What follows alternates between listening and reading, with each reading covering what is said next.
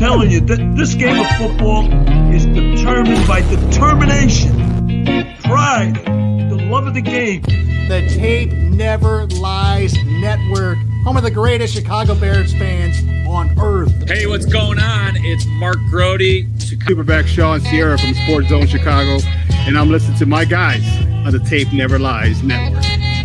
I'm JJ Stankovitz, and I'm keeping it 100 on the Tape Never Lies Network.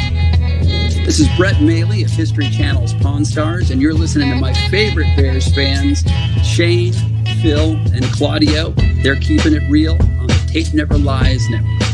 Well, this is Lawrence Funk from Funk's Barbershop, Chicago Barbershop, and barber to the Chicago Bears. I'm here with my boy Phil. Claudio. Playoffs? Don't talk about playoffs. You kidding me? I'm so excited for this, and I'll tell you what, after the game, I'm going to be on with my guys, Phil and Shayne, from the Tape Never Lies Network. Yo, this is Big Steve Edwards, former Chicago Bear, offensive guard, offensive tackle. You're listening to my boys, Shayne and Phil, on the Tape Never Lies Network. They're always keeping it 100. This is Only Truth with my boys on the Tape Never Lies Network, keeping it 100. You're watching Keeping It 100 with Draft Dr. Phil Atoshin and Shayne, the smartest man, Marsaw, plus Claudio, the barber. Stay tuned for more Keeping It 100 right here on ChiCitySports.com and the Tape Never Lies Network.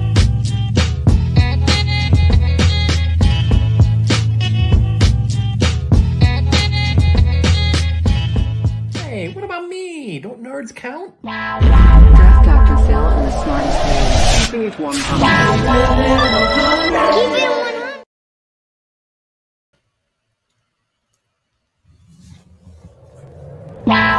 Draft Dr. Phil and the smartest man. Keeping it 100. And so the Bears are sending their compensatory fourth-round pick to Jacksonville for Nick Foles. Just no competition. Keeping it 100.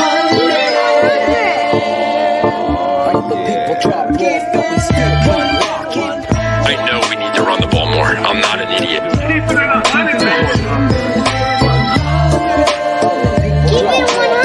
Keeping it 100. Keeping it 100, baby. Open competition. Keeping it 100. Draft Dr. Phil and the smartest man. Chicago Bears select Cole Kmet.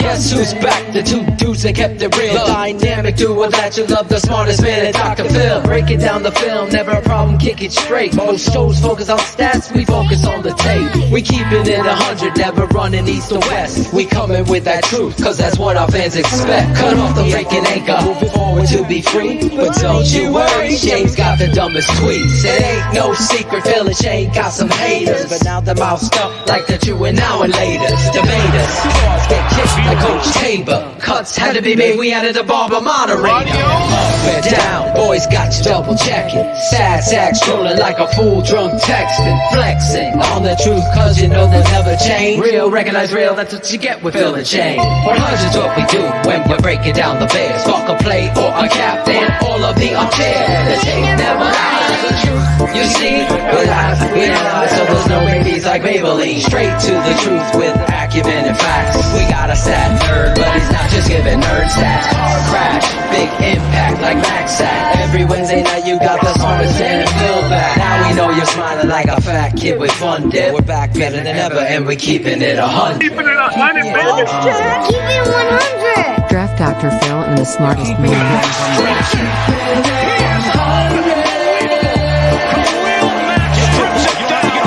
Keeping it 100. Draft Dr. Phil and the smartest man. Keeping it 100, baby. Keeping it 100. Draft Dr. Phil and the smartest man. Keeping it 100, baby. Keep it 100. Keeping it 100.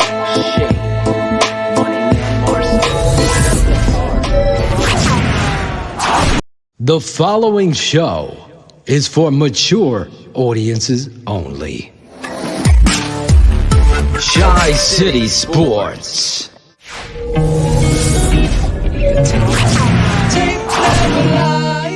telling you. Unbelievable. It's so Dad. depressing to watch this thing. You know, and you got two great receivers and a tight end that's not utilized. And it's embarrassing. Just look at this. This is the NFL. This is Lafayette High School. You know what I mean? It's ridiculous. The facts are the facts. With Foles at the helm, the offense is just atrocious. Since Nick Foles became the starter, they're last or second to last in points, in yards, in yards per play. 149 yards, I mentioned, of offense last night, the fourth fewest in a single game across the entire NFL this season. Most of all of our plays, like we do a motion, to fake them. Y'all got plays just like us. You see how y'all brought the guy in jet motion, and then y'all ran the ball like right towards that side? We have like the same type play. So y'all really running our playbook. I think Coach Nagy calling y'all plays too. This team continues to play so soft on 3rd and long. It drives me nuts.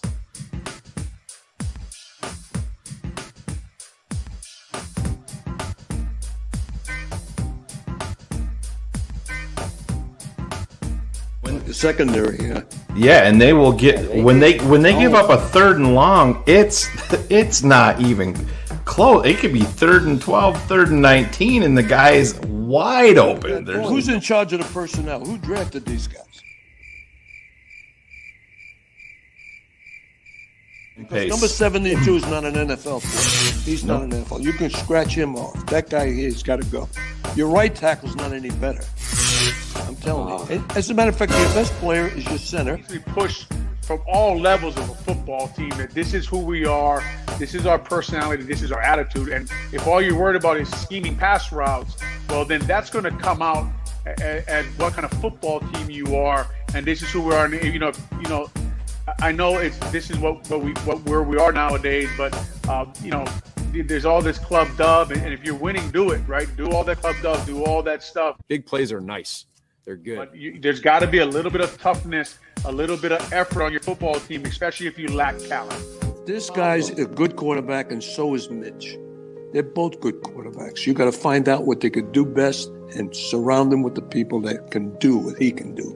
That's the bottom line. Now, when you can't draft as a high school coach, you got to do what you can with what you have, and you got to be able to change. Don't think that this is your offense all the time, because if they can't do it, you got to go to something else. I got to go back and watch the tape. They haven't scored 20 points in 3 of 4 the last week. Last night you scored 6. We had to spot you the only touchdown we got on defense and special teams. Like, this is absolutely atrocious. Let me tell you what happens. When you start walking in that locker room, every guy starts looking at you going, man, just do your job, right? We have enough talent to do something. You can't convert on 3rd downs. It's just not enough. That frustration begins to build. I'm telling you, I've been on teams. You start looking at guys like, hey, man, you got to pull your freaking weight. We get paid to play. This ain't college. It ain't about friendship, it's about let's make cash. This isn't high school. You get paid. You get paid a lot of money, Phil, in the NFL. I gotta go back and watch the tape. You gotta know what you're doing. You gotta. And to me, they're not getting a bargain with this guy. To me, he's a terrible coach. He's one of the worst coaches I've ever seen in the NFL. Big plays are nice. They're good. He should not be in there. He shouldn't be a coach. I would do the same thing. I would fire him tomorrow. That's a disgrace. It's disgrace. It's so bad. The fans deserve better. Remember I said 2 weeks ago, it was 3 weeks ago, that I said, give the guy a break, let him go. Yeah. Well, it's time to go. Yeah. It's time to go.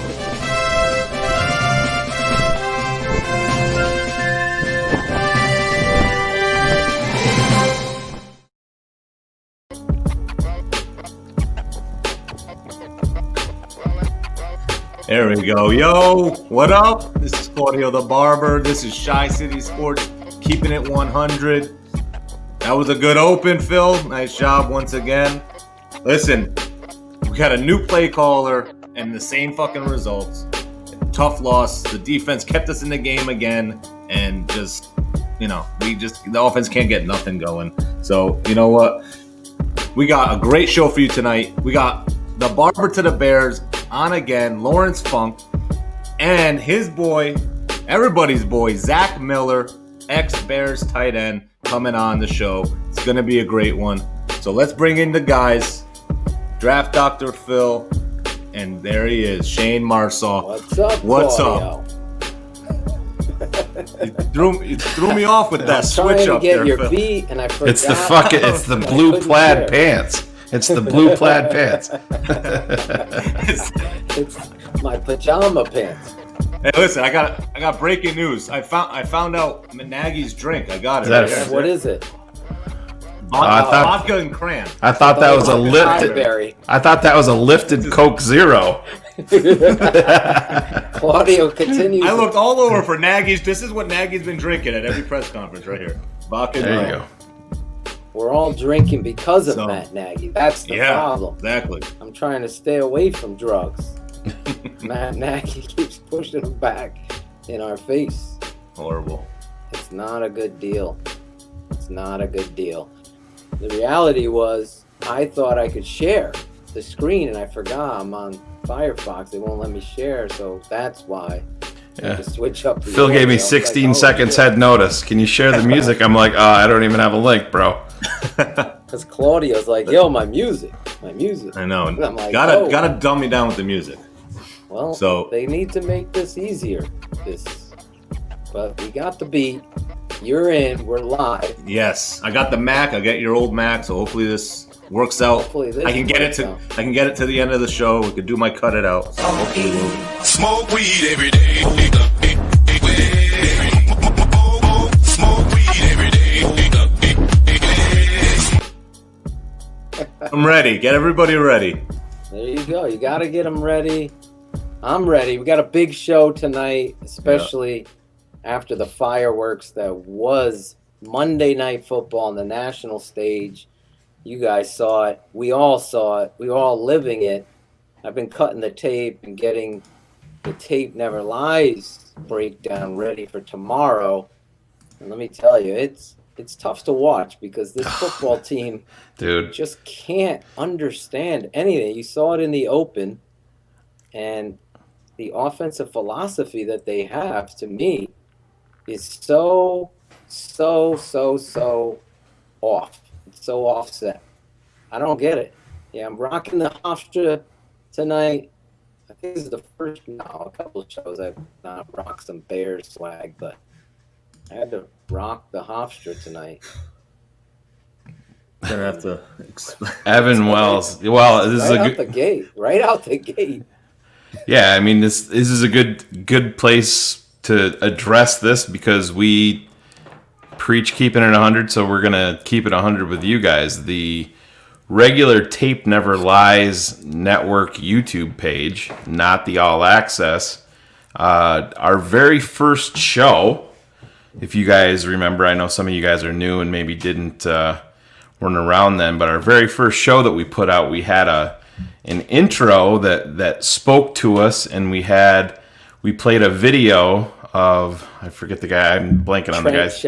Trent Shelton was walking through a desert and talking about loyalty and friendship and when it's time to move along and, move on to new beginnings. And that really spoke to who Phil and I were and what we were doing, creating this new network.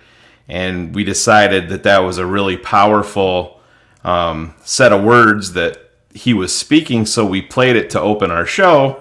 And unfortunately, we got dinged with copyright infringement, and TTNL, our TTNL regular YouTube page is currently on suspension for live streaming because of it. We've reached out to them with some kind words and a friendly gesture to let them know that there was no ill will or, bad intent with it. Right. His words that he spoke really had a lot of meaning to Phil and I, so we've reached out to him multiple times just to let him know our point of view on it.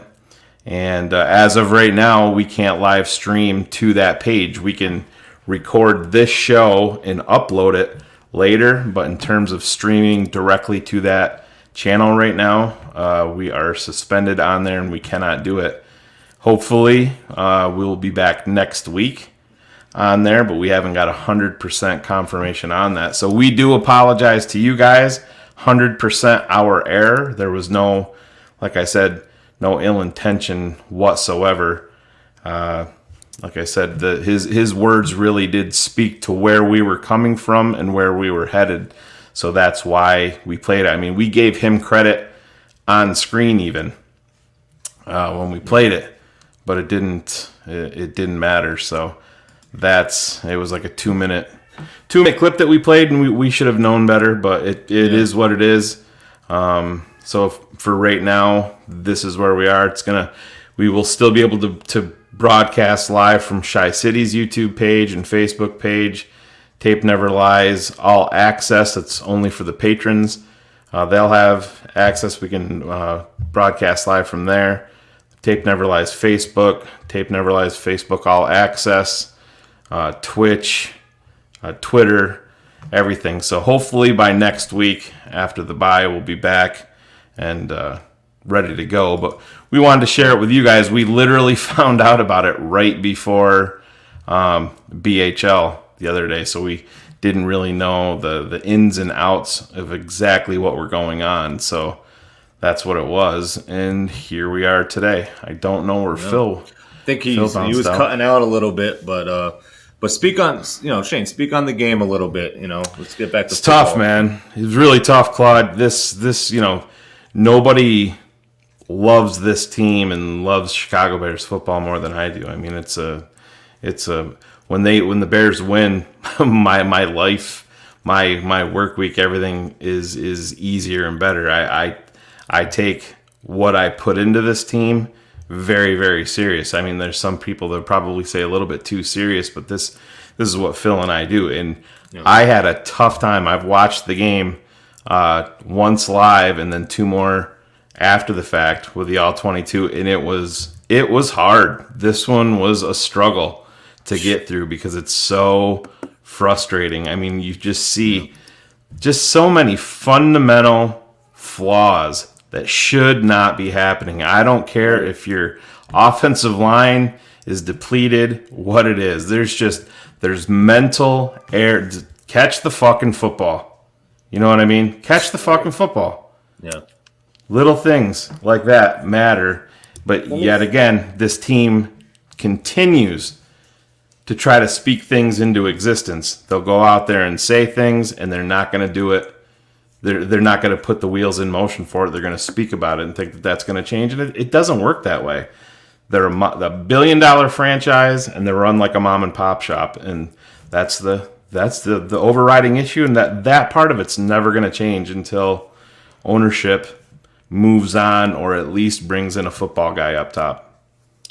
I don't know what you talked about in regards to the Yeah, I covered the whole thing. Like I said, it's. Do I need to speak on it for a No, I don't think so. All right. I mean, if you want to, go ahead, Phil. But I think I covered it. It's it is what it is. There's, it was our fuck up. No evil intentions on our part. It was something that spoke to us, and I just shared it with the 100 crew.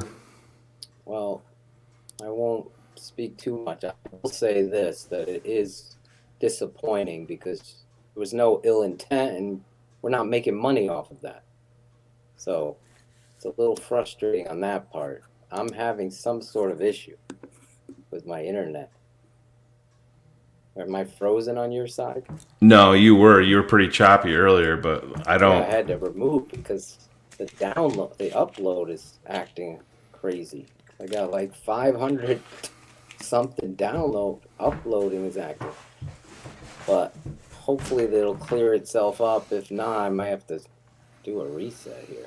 Yeah. I got the new. My guess is, I know it shouldn't make a difference, but my guess would be that maybe there's a bunch of people streaming stuff upstairs. No, everyone's out of the house. The boys are in bed. Dad put them down. Whatever. It'll figure itself out. It's unfortunate, though. On this level with the YouTube, we apologize. Hopefully by next week, but it could be. You explained everything? Yeah, I didn't get into the thing. We originally, I didn't get into the extended time frame. Phil and I understood it that it would be February. But our associate Steven Johnson through Shy City talked to YouTube directly today, and they said that it would be one more week. So what we'd do, obviously, we take this, upload the show to the channel. Everything else wouldn't change. We're in talks, theoretically, just to be smart and possibly make a live YouTube show channel for our show. This way, this kind of thing won't ever happen again, and we can go to the other thing. I don't know. It's unfortunate. It pisses me off to keep it 100. That's what this show is. We thought it was some sort of something that'll be rectified. Is that your cat? Meow? yeah, I don't know what the fuck is wrong with her. I just yelled at her. I think she's staring at a wall. Phil, do you have your mic aimed the right way? Because you don't sound normal. I don't know. I didn't move it. Let's do it. Mic check. It could be. How does that sound? Guess that might be a little better, but I can go into the cam mic. Let's see if they've messed up any. Automatically adjust mic volume. Let's turn up my mic a little bit. How's that, Shayne? That's better there. I turned it up. There's a new option. Yeah. You could turn up your mic on this thing. They change things every week on us. They go to different levels. Right. What level are you at? Did you put your mic at? Let's see. Why? I was just going to match mine. No, I was just going to match just to make sure. 141, the Brian Piccolo level. 141, really? It's a beta. Yeah, mine's at 114. Well, turn it up to one. Okay. I don't know. That's what he said. I'm far away from my mic, so you don't see it. I don't want. Do I have to go like this? Ladies and gentlemen, boys and girls. Yeah, I mean, you're not supposed to be too far away from it, but it's good. Is that too loud if I'm here like this? No, they said it's good. As long as you guys said, Chris Caliber, you're my audio guy for tonight. There we go. Jeff Burton, we're better. Am I louder? I'm better. I'm clear. Sometimes this mic needs to calm down because I get so fired up. Let me say this. Watching some of this offense, all of the offense, really, it's just nauseating to see what the frig they're trying to do philosophically. As they said there's that double route where they're running double tight ends where he doesn't hit Jimmy Graham. If he does throw the football correctly, he has a touchdown. There's that situation. How does that now not get incorporated ever again? Like you have it. How is that Nagy not fired? Exactly. The reality to me is like you have these weapons to use, and if you can't protect it, then you got to keep an extra guy in so you can actually use the weapons that are going to get open. Well, that's why you went out and invested in Demetrius Harris and Cole Kmet and these guys. I mean, they're not even taking advantage of the size advantage that they have. But Phil, it's not just, I mean, you go all the way. They used to throw fades in the end zone to Taylor Gabriel. The previous 2 years. Your commentary about why don't they throw it fade to Taylor Gabriel tonight? Yeah. It's like you get down into the red zone. They're at the 5-yard line and they can't figure it out. They can't figure out that Minnesota is going to blitz up the middle in regards every third down, and you're gonna have the whole middle open. Just boom, 1-2 slant. It's unbelievable. It's unbelievable, Shayne. It's hard to watch, man. Like I said, I've watched the game a total of 3 times now, and the last 2 with the all 22. You're watching it and writing down your little notes, and then you go back and look at what you highlighted in the notes, and then you might pick up something else. And man, it's hard to get through. Phil, you know how I am with this stuff, man. We maybe take it a little bit too serious, but it's tough, and I just don't see anything. You disagreed with me today when we were talking privately, off the air. I just don't think this franchise has it in them to make wholesale changes. I think they're gonna hide behind COVID. That's gonna be a big part of why they stay status quo. And I hope I'm wrong. I do hope I'm wrong, but we'll see. I think they're gonna get rid of this guy. I mean, it's apparent to the whole league. You saw it in the beginning, in the open. Obviously, you saw my father speak on it, but now you're seeing Jeff Saturday, Mike Greenberg, talking about atrocious. This is atrocious, what you're seeing. And they start using words like that, and they start seeing this thing for being what it is. There's nowhere for you to hide. Now the pressure is going to go back onto the GM, who's got to make an appearance of some sort. You got to take ownership. We show him with crickets there, but he's nowhere to be found. And he's also nowhere to be found in regards to the expectation. There has to be some sort of, what is that, mission statement that you have where the team and the franchise become more important than what it is that you want to appear. That's why I feel like you've become a laughingstock. The same definition of why you were hired is now the reason why you should be fired. No? It's like you don't hire a plumber to come fix your plumbing and then they can't do the job and they don't do it right, but you keep them on. They're going to figure it out. They're going to learn. It's just, I just don't see it. I don't. There's nowhere for them to hide now. It's just a repeat of what we always see here, Phil, and that's where I don't understand. If you're George McCaskey, and I saw Ryan Cox had a right there. Do you buy into the claim that George was furious? I do buy into the claim that I think it does piss George off, but at what point does it not fucking matter? And I mean, you have to question. Doing that. You have to keep on. You have to question George's sanity because you're gonna Ted's part. I don't give a fuck if you're a part of my family or not. Winning is the number one. Winning's going to make you even more fucking money. This is the Chicago Bears, one of the biggest media markets in the fucking world. And they don't have an NFL caliber offense. It's pathetic. And that's what this NFL is set up for nowadays. It's set up to score points. They're almost handing you every fucking advantage in the book to put points on the fucking that's why on the scoreboard, and they still can't. That's why I thought what John Gray had said. I don't know, these messages are flying through here, but if you come in here and your whole game plan is the offense, and all of a sudden the guy that came in as a guru is being called the laughingstock of the NFL, the fraud, the phony, and he's politicizing every presser with, he might as well start throwing the political hand out. Like, we're going to fix this. We're gonna lower taxes, Shayne. You have Matt. That sounds just like Matt Nagy, right? Matt Nagy's. They asked him what was his quote? Revolution. Yeah. What was it?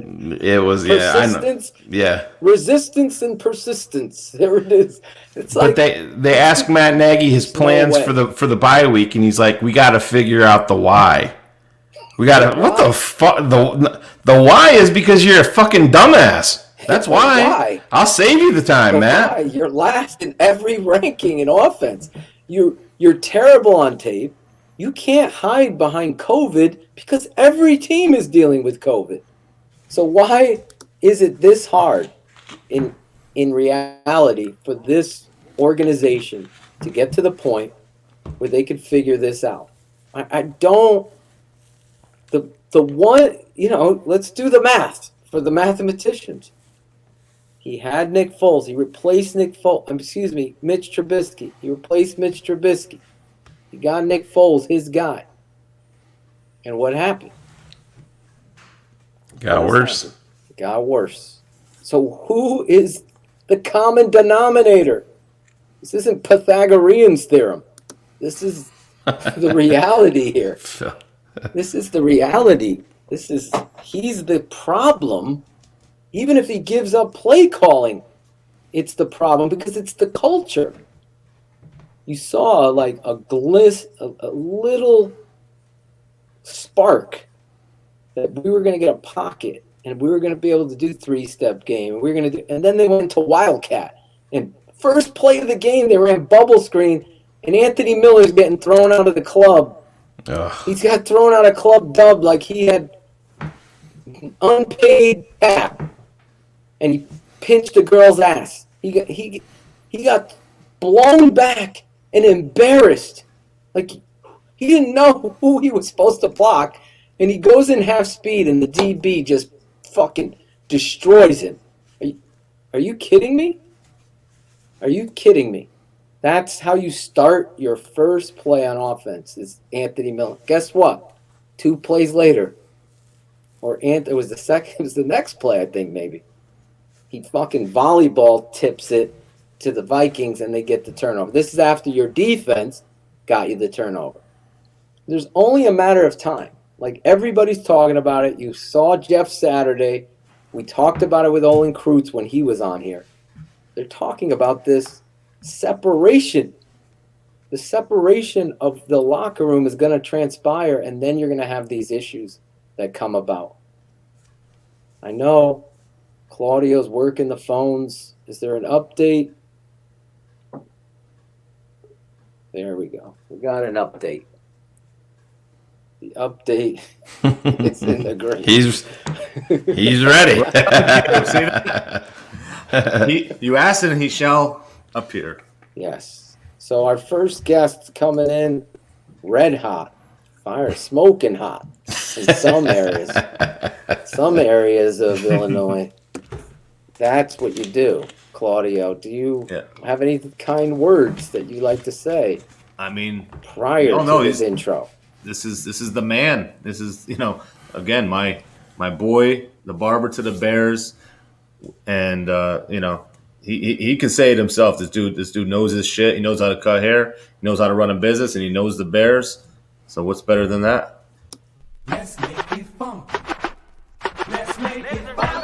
If you follow any Chicago Bears players on social media, you've very likely seen this guy giving them a fresh cut. Lawrence always had a dream of bringing traditional barbering back with a twist of modern style, and he's done exactly that.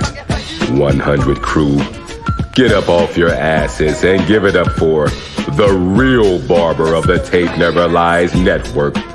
Give it up for Lawrence Funk. Oh yeah, Lawrence Funk. You live with the funk, you die with the funk. What's Here up, he boys? is. What's Look, going on? really- There he is. Look, he's more chillaxed. Juan Castillo ain't coming to the house tonight. Juan's not coming. Our new right tackle, Lawrence Funk. Welcome to the show. How's everything going, guys? It's been better. Not gonna lie. Jeez, man. We're Yeah. trending the wrong way, Lawrence. What do you think, man? No, I agree, man. It was a rough game. It was definitely a rough game. On the positive note, I know you guys can get a kick out of this. I went over to Foles' house and gave him a haircut the other night. So I finally chopped all his hair off. Nice. Yeah. How's he? I swear, true story. He's being carted off the field. I swear. My son goes to me. He needs a haircut. He did, man. How about what your son said when he was going to bed? I was like, Tate, you're going to dream about Mooney touchdowns? He's like, no. I'm going to dream about Trubisky being the starting quarterback. That's his exact words. So how was he feeling, Lawrence? How was full his spirits? I mean, everybody seemed good. I was over there with him and O'Donnell. That was the first time I really talked to him. I met him before, but that was the first time I really talked to him. And chit-chatted with him. He seemed like a good dude, though. Yeah. Seemed like he was banged up a little bit, but I mean, that's obvious. But yeah. Did you struggle getting into the chair? Do you have a portable chair, or what do you do? no, I went to his house, so we were just using one of his kitchen chairs. So There's nothing wrong with a kitchen chair, as long as you have the kitchen chair. Could it spin? Is it one of those? I'm such a skilled barber that I can cut you in a stool. He knows. He's got good footwork. I do got good footwork. Our other guest in the green room shaking his head already when he heard you say that. The truth's about to come out now. The truth. That's awesome. Well, should we bring in our other guest? Got to do it. Okay, but this guest first gives some history here. Former quarterback, plays in college, then comes into the NFL, drafted in the 6th round, I believe, with the Jags. This guy obviously grew into a legend in Chicago with his class. I'm a huge fan of this guy because when you watch the tape, you want to see someone that gives all-out effort every time. It could be matched up against somebody that's oversized.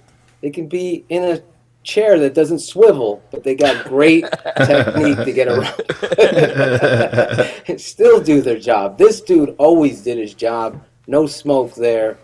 He made big plays at the tight end position, something we hadn't seen here in many a year. Maybe Greg Olsen was probably a little bit before him that we did see, to keep it 100.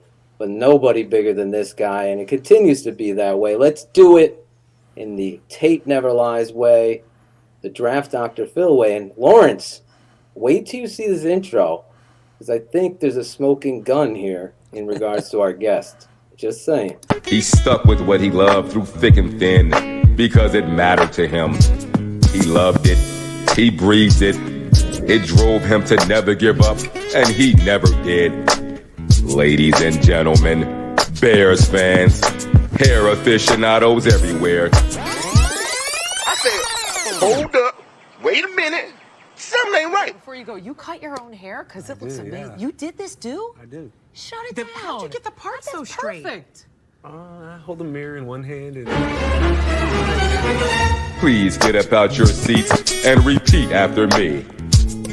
Go fuck yourself, Al Riveron Miller! No one better. Look at this guy. There he is. Hey. It's Miller time. Funky Fresh. Oh, yes. That's my name on here. Funky Fresh. Shout out. I see you. No one. What's up, Zach? What up? How you doing, brother? That's a hell of an intro right there. We got to do it that way for you, man. You brought it on the field. I like it. And now you're bringing it to our network. Here we are. I told Phil when I was writing that intro, I'm like, I got to put fucking Riveron in there. I knew I was going to get a reaction out of Al Riveron. It still drives me crazy. That touchdown when you had your injury, man, I'd still see him coming on and being like, it clearly moves right there. You can see it. It still infuriates me to this day. Because I'm like, there's nothing there for you to see. It's a fucking touchdown. Oh, man. Garbage. I don't rock with Alberto.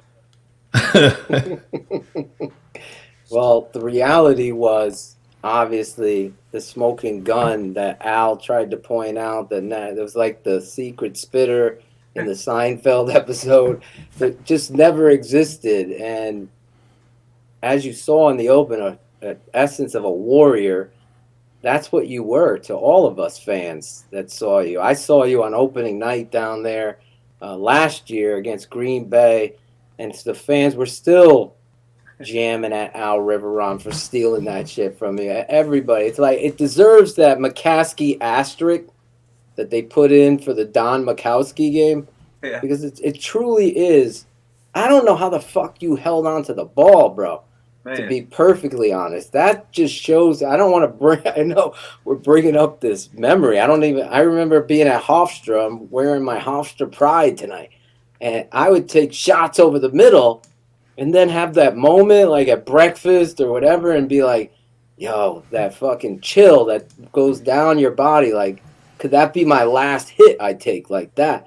So for you, How was that, contact and everything, but the memory of it, just us talking about it, drive you a certain way? No, I'm good on that. Early on, it kind of was there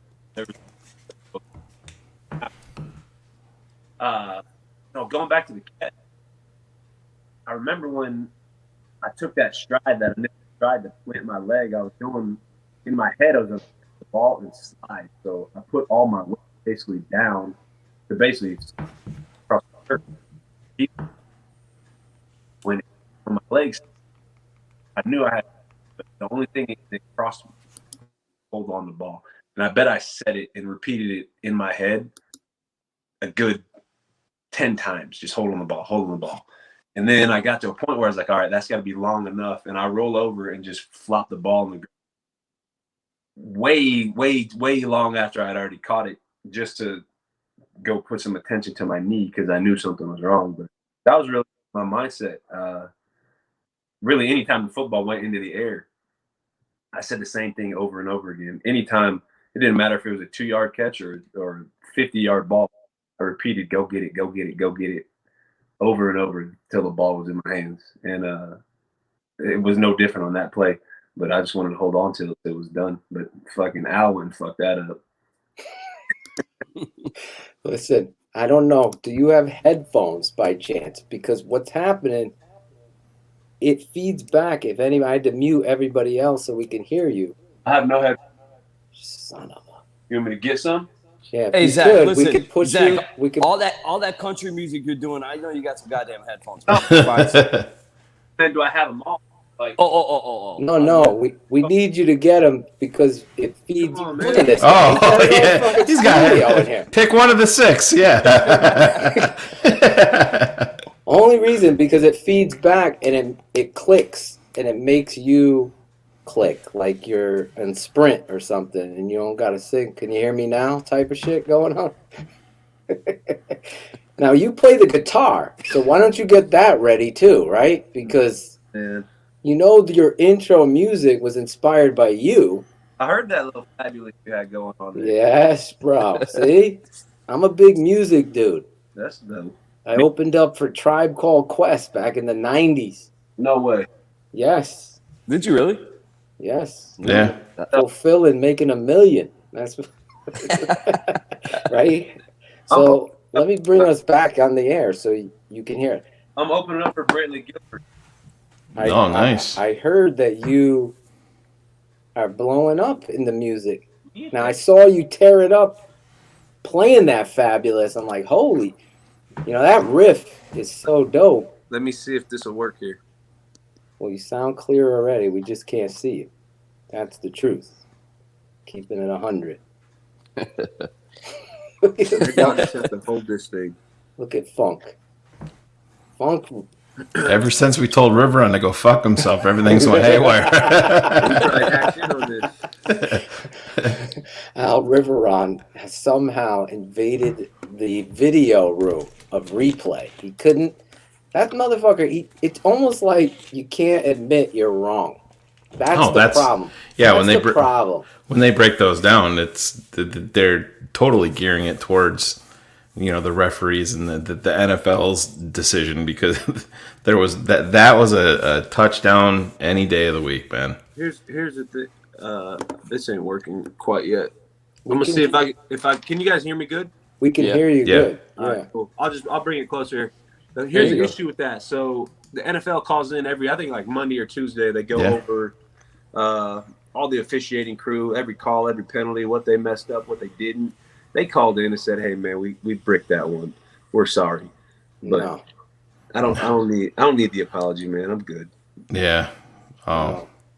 That was tough. That's something that they need to go out in front of the nation. Because let's keep it 100 here. We do a show, Tape Never Lies. Obviously, we've been trying to get you on this show. Lawrence, our boy, came through like, Cuddy with the game on the line, throwing to you. So when you look at this, there's nobody better in my mind. You have a history here, even though your time with Matt Nagy was on another plane. So all of us are upset. Bears fans worldwide. We have fans all over the world that tune into this show either live or obviously on the YouTube channel later. Thousands, hundreds of thousands of views. Everybody loves you, man. Everybody does. Everybody talks about that catch. Everybody talks about this. And now when the Bears are playing and you see the product with so much excitement for last season and letdown, you would figure that things would get turned around, and it's gotten worse. Right. We saw you, Shayne, if you could pull that up. Yeah, I got you. Confront the nation. I mean, you are true blue, and that's what this show is about, keeping it 100 on the Bears. You tweeted this out. Mitch, please. No. We love it, man. We love it because it was true. Now, you are affiliated with the organization. You obviously have friends there. You lose him for a second? No, there he is. It's on your end, Phil. You're it breaking mine? up, yeah. Oh, but just Zach, overall, I guess what he's trying to say is like, how did this team get here? I mean, we know the issues with the offensive line and everything, but Matt Nagy and the quarterback. I mean, Zach Miller's looking at this. What are you addressing first and foremost on this offense? Because I mean, it's bad, man.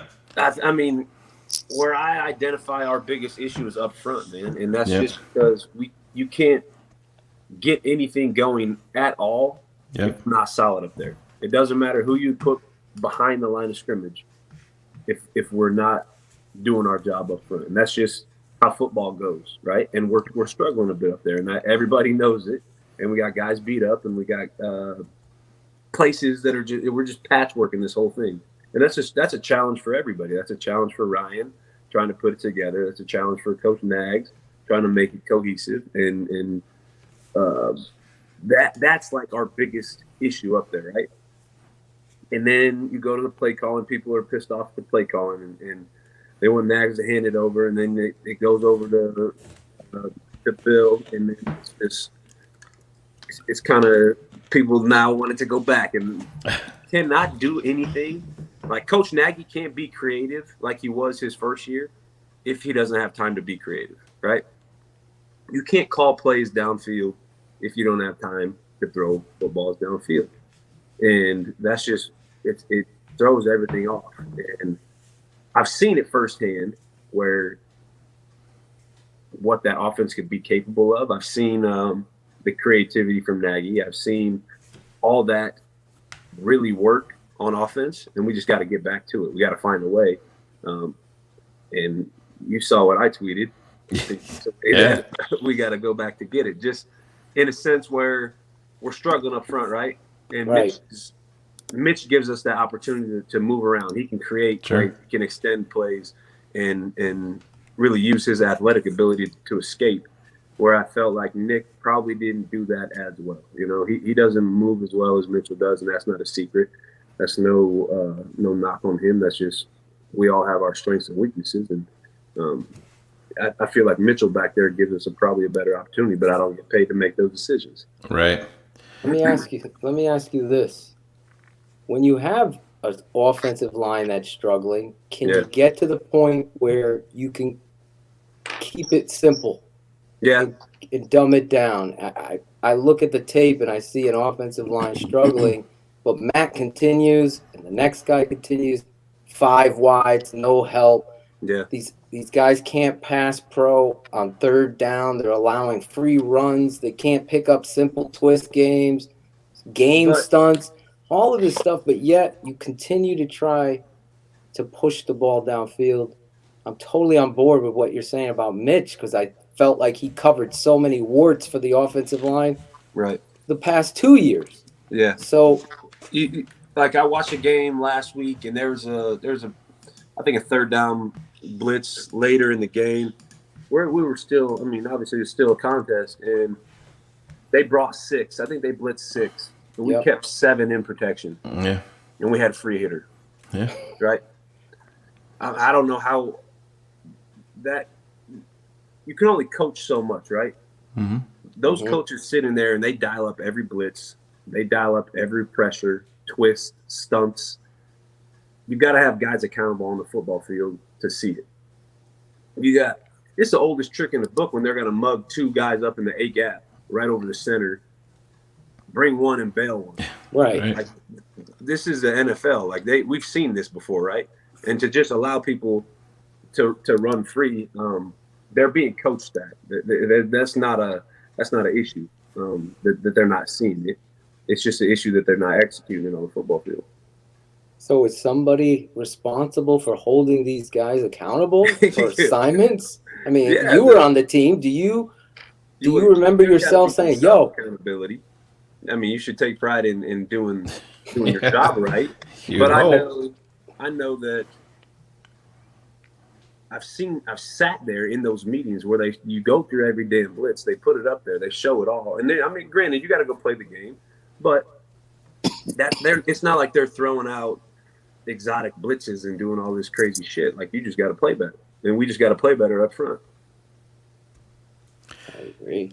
Zach, how do you think? I know you said it's above your pay grade and you don't have to make those decisions, but Mitch is in a contract here. Do you think that there's any chance that you see the Bears try to bring him back for 1 year? Or you think that they're blowing all this up at that position, especially? I don't know, man. That's a tough thing to call on, right? Who knows? I don't know if they go back to Mitchell at the back half of the season, right?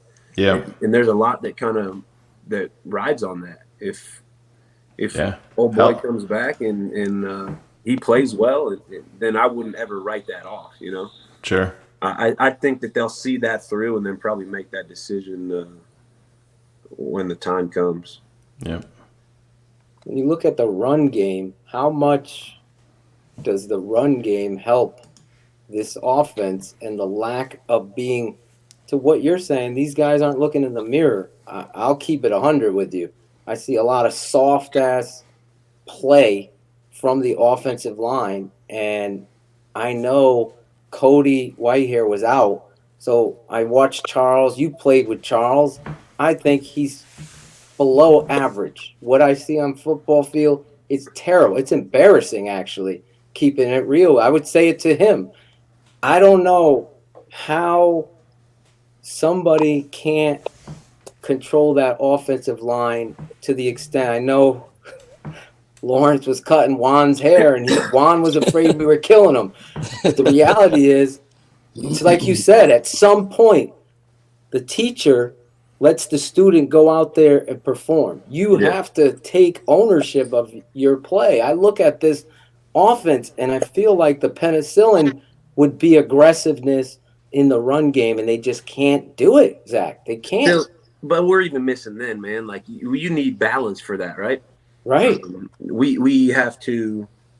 You got to execute that up front for the run game to work. Literally, the cliche is that everything starts up front, right? Everybody says it, right? That's as old as you can ever remember. Football starts up front on both sides of the ball, right? And that's just because it's true.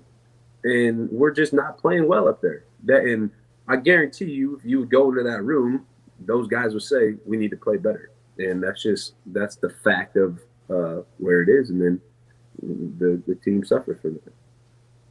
When you look at Cole Kmet, a young tight end, you look at this kid, Coach Nagy, granted, I don't want to put you in positions. I just want you to be honest. Coach Nagy saying it's my fault. I need to get this guy more looks than every week. That was 5 weeks ago. Every week, we don't see anything supporting him, scheming this guy. There's way to scheme players in situations where you know you're going to get the matchup. Coach Barone, not your coach, he says, and he left a giant egg out there for everybody to see, that we don't do it like that. We just call plays, and the quarterback's job is to find the open guy. To me, that's not even football. That's not even the NFL. I just don't get it. And then you look at this young kid who's 6'6", 265 pounds. He could run. You got Jimmy Graham. Now, granted, Jimmy, He likes to block like some people like to freaking go to the dentist sometimes. Keep it on. But Jimmy's at that point in his career, man. He's been doing it for a while. He needs somebody else to come in for those blocking plays.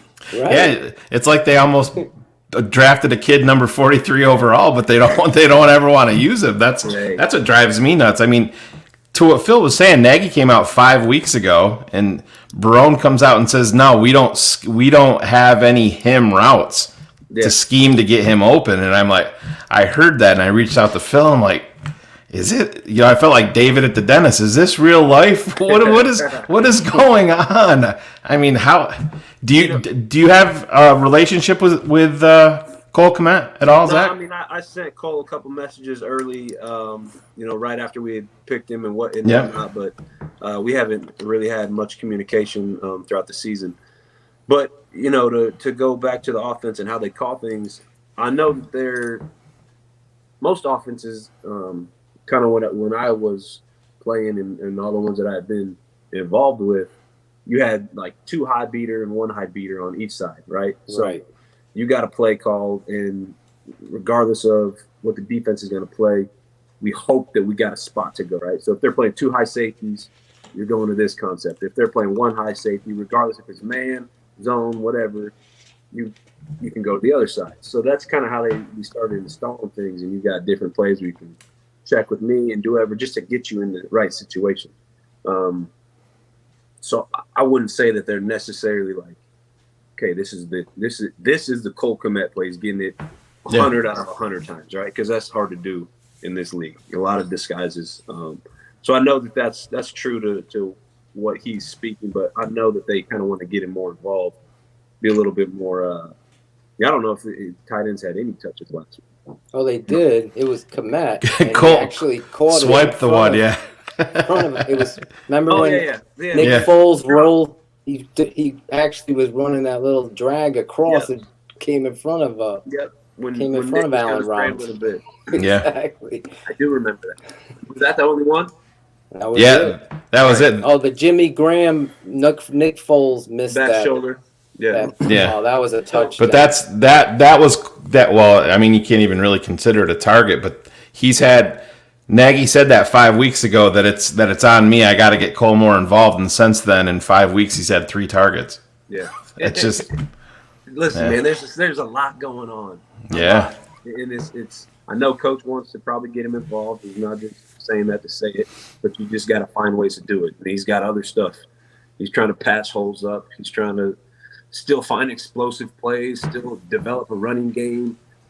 There's only one football, and you got to decide where it goes. And last week we got time of possession was down. I think we only ran 49 or 50 plays on offense for the entire game. So it's just that the volume of it isn't there. And if we could get that back and patch some things up front, hopefully offense can start to help out the other side, because those guys are balling over there. Oof. Oh my God, it's a disappointment. One of our fans in the chat was asking, did you ever have to call out a teammate for effort on the field? Nah, we never really. You never really had those issues, right? And I feel like even now I don't think I see guys not trying. It's just more so some mental errors, I think, is where our issues lie. I don't think it's a lack of effort. I don't really think anybody on that level of playing has that in them. I don't know, man. Do you know Cody Whitehair at all, Zach? Are you friends with Cody? Yes, I am.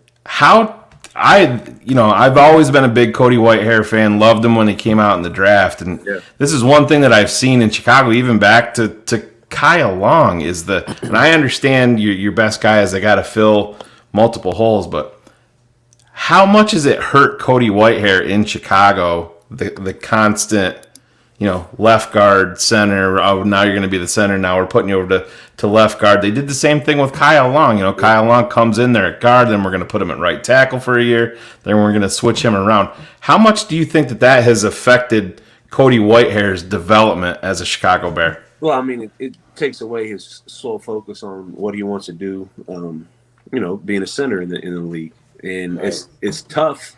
It's more on his plate, right? But what he got to do. But I tell you, that dude would do anything for his football team. Yep. Just who he is, and he's a dog up front. That's the guy that you don't have to worry about not laying it on the line. But his ability allows him to move around. Okay, if we got issues over here, we need you to go and do that. But what it does is take away from his development and his growth. Yeah. To establish that position for a career long thing for him. But Do you think it's whatever they ask. Is it worth it? I mean, it just I don't know, man. Like trying to patch that up. I don't know what the amount of starts and the guys that have played up front. You're pulling guys off of different places and moving them up. Like it's a true patchwork job up there. That's where it is. And that happens throughout the league. It's not just us. Like that happens year after year after year when sometimes teams struggle, and that's just kind of where it is. And they'll move him around and try and help figure this thing out as much as they can. Has Lawrence been a good barber to you? That you saw in the open, you did the line with the mirror. I did. That was before I met. That's why I put BF. I was going to ask you that, Zach. When the hell was that? That was probably 2015. Okay. And you probably started cutting my hair shortly after that. Yeah, because I started cutting O'Donnell like summer of 15. Yeah. And then you were probably shortly after that. So. Yeah. And so Lawrence is the best barber that side of the Mississippi. I'm the best barber on this side of the Mississippi. Oh. What side are you at? You're in Nebraska? That's the thing, man. Sometimes I'm in Chicago, sometimes you're here. It's that side or this side. You don't really know, man. We got another barber here. He's pissed off. Look, he's on the East Coast. I want to know, Zach. What's up, Zach? First of all, how you doing, what up, brother? Claudio the barber. I love Funk's Barbershop, and I got to know, when you go in there, do you get a whiskey, a beer, a soda, or a water? Which one you get? I get a whiskey. There you go. Look at that. I knew Keeping it. 100. Nice. I love it. I get a whiskey for sure. Yeah. Maybe a couple, 2 or 3 or 4. Just chillax, right? Here's the thing, man. I spend a lot of time in there. I just don't get it cut and leave. I'm in there. I'm bugging people, man. Sometimes it's a great place. Sometimes I take JG's chair. I get second chair in there. Yeah. I'm playing with Fancy. I'm getting. What do you think of all the? What do you think of all the? What do you think of all the antiques? All the antiques he's got. All the. Dude, that's got to be the coolest barbershop I've ever been in, as far as like the history and the like the culture of barbering, and was it called barbering? Barbering, yeah. Like that whole like, you just walk in, you feel like you're in a time machine. You got old shaving cups, you got old razors, big razors, small razors, stuff from all over the place. It's pretty cool. I actually got a barber chair sitting in my garage that I stored. I was just getting ready to tell Claudio that. Kristen and Zach text me hey, our friend is selling a barber chair. You want it? And I'm like, bro, get it. Hold it for me, and I'll come out. I'll fly out and come get it. So, what is this? I think it's in the garage, no? Yeah, it's in the garage. They redid it. It's got a Nebraska style. Cow hide on there, black and white cow hide on this thing, man. It is. Yeah, they made those things. They made those things like tanks, and they made them with such detail. They're just works of art. They're unbelievable. I went and took it apart to put that thing in tow and bring it back home. Sheesh, I needed a spotter. Oh yeah. When those things, you need like 4 dudes. That ain't a one-man job. No.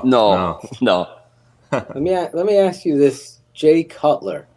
What was he like as a teammate with you? A lot of people want to know. Dude, I love Jay, and I never had any issues with Jay. I never had any nothing on the football field, nothing off the football field. I never felt like a lot of people question his leadership. I never saw that, and it might have been more so based on their personal relationships with him. But for me, being in the huddle with him, seeing him study people may have thought that maybe Jay didn't care. but that was not true. That dude cared. He worked. He was smart, and he was on his shit. And he just carried a persona that I think maybe some people didn't like. And he didn't really care. If he didn't like you, he didn't like you. If you didn't like him, it was no sweat off his back. So I love that dude, still do. And he's turned into quite the entertainer now. Yeah. This is kind of not really obviously not a joke at all, but do you think his diabetes played a role in the way that he was perceived? Like, my father's a diabetic, and I know that the mood swings and, everything that he deals with that. I mean, you were around it. Jay he was literally testing himself on the field multiple times during the game. And I mean, I can't imagine being an NFL player. Actually, back in the NFC Championship game in 2010, John Madden spoke about it because they were railroading Jay, with his attitude and stuff like that. Do you ever think that was something that, played into it with the mood swings? Because, I mean, that's a real thing when you're diabetic. I didn't know that. I just really thought that he was just super upfront and dry with everybody. Yeah, just direct. I never felt like you were going to get different moods from him. To be honest with you, as long as I've known him, I felt like you've got that just straight laced, and you didn't like it. That's just every time I cut every time I cut him, he was the same. It was the same thing. Yeah, very very dry sense of humor, where it's more. He might be one of the funniest dudes I've ever met. I can see that. Yeah, it's incredible, but some people just don't get it. They don't vibe with it, and because maybe they're a little too sensitive, and maybe it's a little too direct for them. But I'll tell you what, man, he's one of my best friends. I enjoy getting to play football with him, and then obviously continuing our friendship. Have you been around a quarterback with a better arm? Man, that's probably the strongest arm. David Garrard had a strong ass arm. Wow, that's a name. I forgot all about David. David Jacksonville. Could throw that thing down in Jacksonville, man. He really could. But I'd say, as far as like velocity wise, Jay's probably up there. Yeah. So, Lawrence, what are you up to, man? What's I was actually napping when right before this. It's funny because Juan texted me. Him and Champ Kelly were trying to come down and get a haircut, and I was like, "I'm going to be on the podcast again." So, it's going to be. We are going to kill. We are going to bust his ass this time if he comes in. Time. Yeah, so I'm going back to the facility tomorrow. So I told him I'll just cut him tomorrow, so it worked out. But yeah, I'm just hanging out, man. Just worked all day. Got a busy day tomorrow at the facility, and then going back to my shop. So working both shops tomorrow. So you said you finally cut Foles' hair. I did. That must have been a messy job, man. He needed it. You were talking about it a few weeks ago that you tried to get him to let you do it, but he's like, "Nah, I'm going to do it after the season." Yeah, I think it was just to the point where it was. I mean, Christ, his hair in the back was 3-4 inches long. Yeah. So O'Donnell texts me and say, "Hey, I'm with Foles. He decided to get a haircut." I'm like, he absolutely needs it. So when I went over there, he had a bunch of ideas and had the iPad out, was trying to show me what he was looking for, and I just took the reins and just kind of did my thing. Guided, went off of what he wanted. What was he looking for? What was his? First he said, "You'll get a kick out of this, Zach." He showed me a picture of like a Hispanic dude with a bald fade with a really hard cutting part, and I'm like, "Foles, you don't want that." I said, "I'll give you something." I know. I love that when people come in, they want a haircut. They show you pictures like, "Yo, you don't have curly hair. You don't have that type of. You can't do every haircut." But I told them too. I said, going from the extremely long hair to straight up dramatic bald fade. I said, let's just ease into it. So I gave him a real ball taper on the sides, ball taper in the back, and like a side part gentleman's cut, but a little bit more trendy. And his wife was like, "Oh my God," and was like overwhelmed with it. So I think it turned out great, and he didn't even look the same. I hope you made him look better than Justin Herbert. I was just that went viral, didn't it? Have you seen that yet? No, I didn't. No. What is he doing there, dude? You got to get out to LA and hook him up. That looked like Jay Herbert went back to looks like senior year in high school. Right? Yeah, he did. Looks like he lost a bet. Yeah. I don't know what happened to my internet here. He's back. The There he internet is. company went down. I don't know. I think Shayne talked more in that last fight. Yeah, I actually got to talk. I all couldn't season. believe it. You kick him back off the show. Hey, Zach Miller comes on, number 86. Everybody's got to talk and praise this guy. I don't know, funky fresh. Hey, Zach, real quick, if they go back, is Mitch ready to roll after the bye? I don't know. Hopefully, give him another week to rest and recover and get his shoulder strong enough to get back to playing football. That's a decision I know that Coach Nag said was still on the table. Yeah. And that's just, they'll figure that out. That's hopefully he can at least be in that conversation. Yeah. You know? So listen, if Mitch is not ready and Foles is not ready, what is our boy Bray coming in? Yeah. I mean, right? I mean, that's he knows the offense, right? I mean, he's been there. I cut Bray last week, and he's they brought in Deshaun Kaiser yesterday for a workout. Did they? Oh, did they? Yeah. Yeah, I mean, I don't know if they signed him or not, but he was there for a workout. Yeah. I don't know. Has Deshaun had any experience in this offense? I know that'll carry some weight. Yeah. I mean, he's bounced around a bit. Bray definitely knows the offense.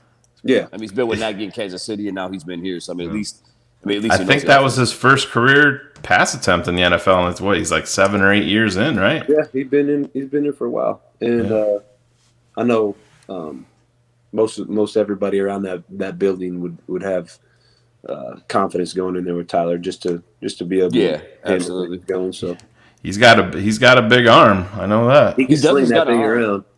Oh yeah. Let me ask you this about Mitch. A lot of people question his toughness, his ability to lead. Can you speak on that and clap back a little bit on your experience with him? I remember the first game he started was Monday night game. The Vikings. Your first touchdown was you. Yeah, it was. That was off a tip. Yeah. Yeah. And I just remember him coming in that game, his command of the huddle. Like, that's how you kind of, most times you look at a quarterback, how is he in the huddle? How does he communicate? How does he talk? How is he telling everybody else in the huddle? Like, how is he conveying this message? And I never felt like it was ever too big for him to come in on a Monday night game. That's his first start ever in the NFL against the Minnesota Vikings. So I never felt like it was too much for him. I felt he stepped in, he led us well, and then you could just see it continue to grow game by game, year by year. Because as I got later on, like the year that I got hurt, that to stay there, I was still heavily involved in what he was doing. I was sitting in meetings with him, watching him grow, and I felt he was making those steps. And so you were excited for this year, right? The leadership I never felt was an issue.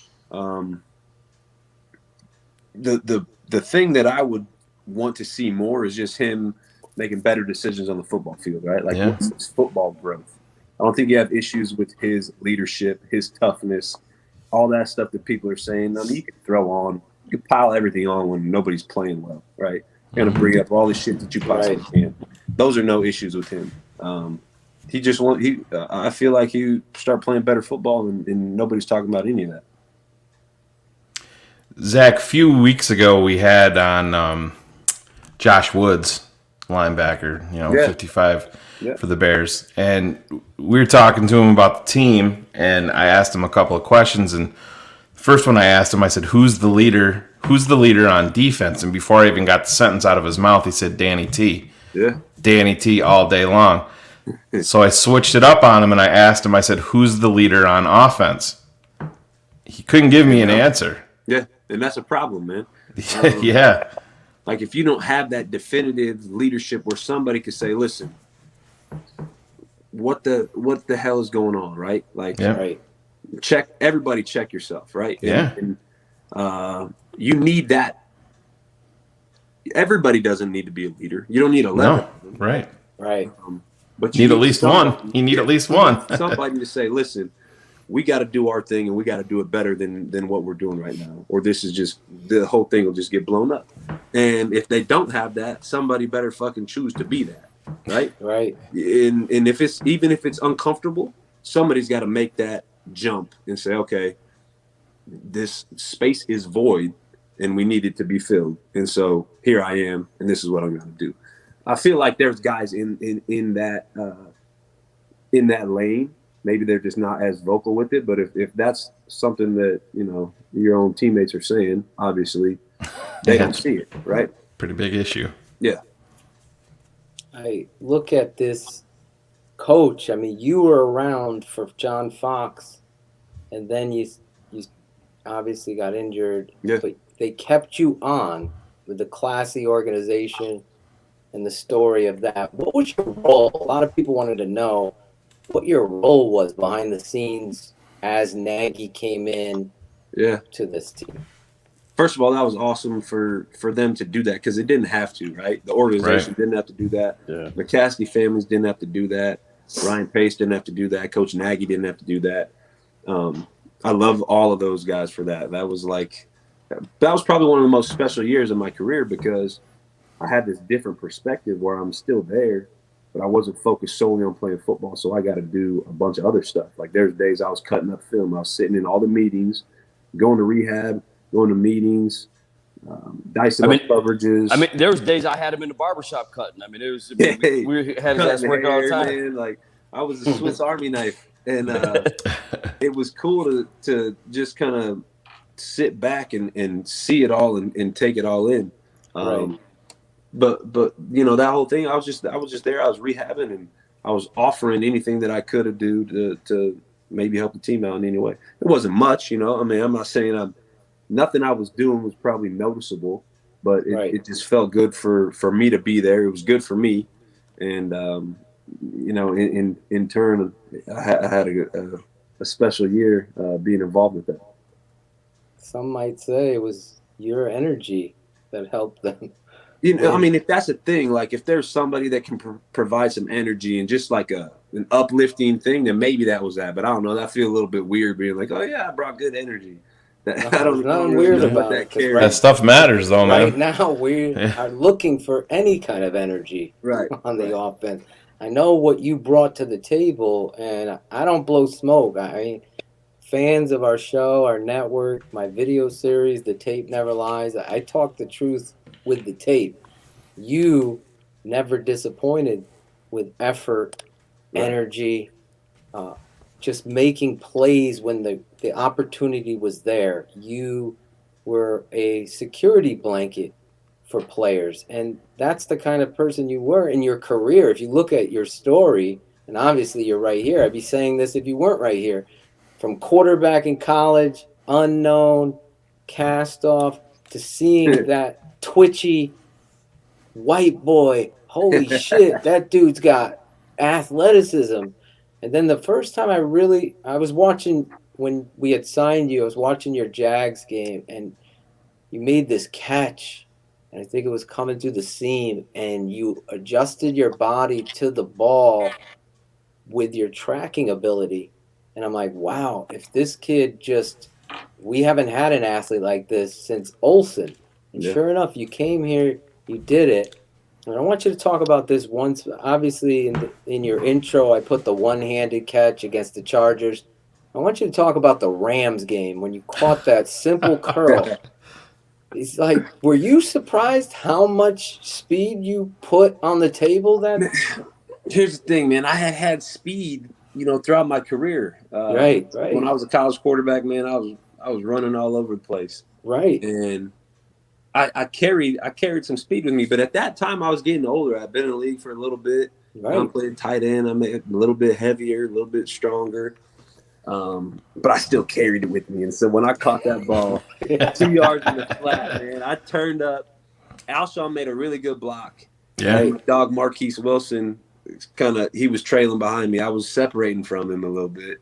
I give him some shit about that all the time. Like, bro, I was leaving you on that. Yeah. Washington State. Yeah, that's my guy. And so I started rolling down the field, and I could feel a little bit of presence, right? So I actually peeked up at the video board to see when to swerve on the old defender that was chasing me. Yeah. But man, I'll never forget that. You could hear the roar of the crowd. Yeah. When I split through kind of split through the defense, and when everything kind of opened up, you could hear the crowd get louder. I was like, "Oh shit, we might take this one to the crib." Yeah.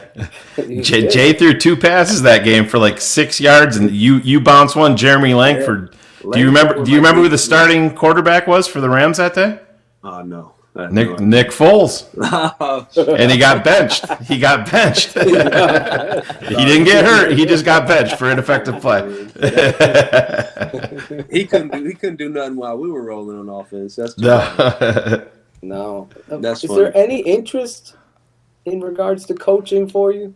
You know, man, I would love to selfishly, but I got a young family that has sacrificed a lot for me to live out my dreams. You know, I got a 10-year-old daughter, 9-year-old son, and a 3-year-old son who have put a lot of their stuff on hold, right? So it's time for me to kind of be dad and husband for now. Kristen, she supported me since college, coming to all my games and doing all that stuff. So I would love to do it, you know, selfishly for me in that sense, but I think it's good for me to be home and spend some time with them. Do you have a level where you'd like to be? I would love to coach in the NFL. Yeah. But the time that takes, it requires a lot. You know, those coaches put in more time than us as players did. And that's how I know that. That's why you see an offensive line coach getting his haircut at 10:30 at night, right? I know Ron is putting in work with those guys. He's showing them all those pressures. So I know they're getting coached. We just got to execute better. If I could right now, I'd go coach some high school ball. Just because at that level, man, that's like pure. That's what it's pure football. Yeah. Right?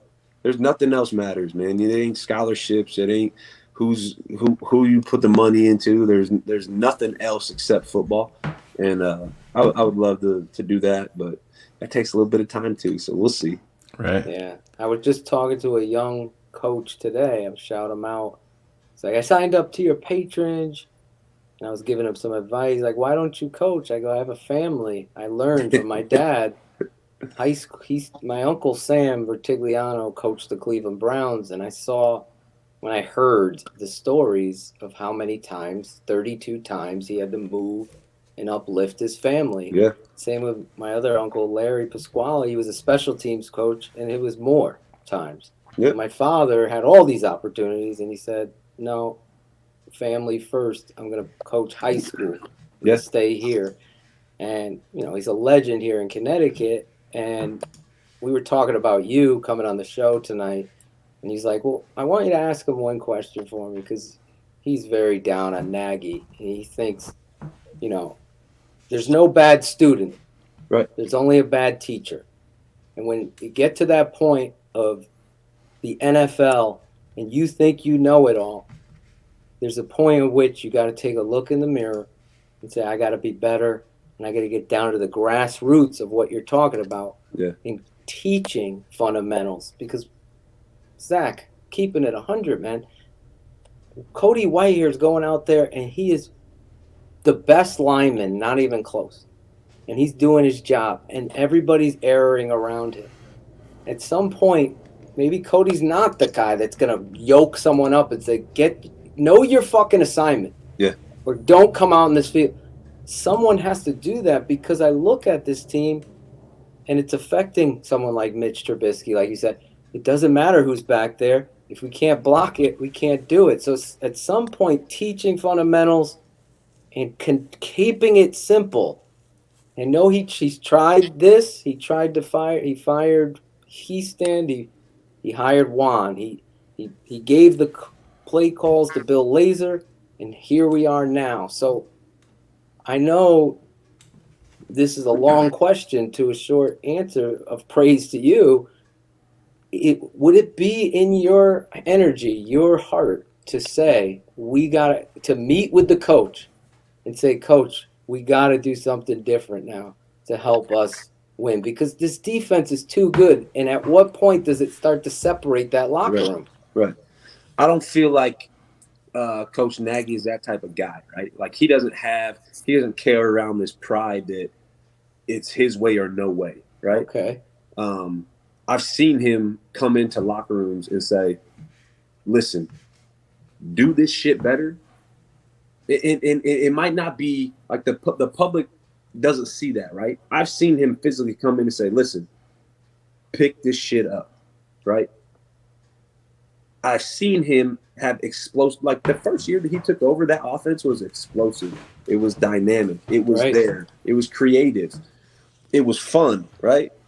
So it's there, and I know that it's there. I've seen it firsthand with him. I never had the privilege to actually play football for that guy, but if I could, I would lay everything on the line for him because I know what type of person he is, and I know what type of football coach he is. He is incredible. We're having a shit year, right? We just are. We're not, and we're 5-5, so we're calling it a shit year. We had some breaks early, right? I don't know how this thing will finish out, right? I hope it's good, right?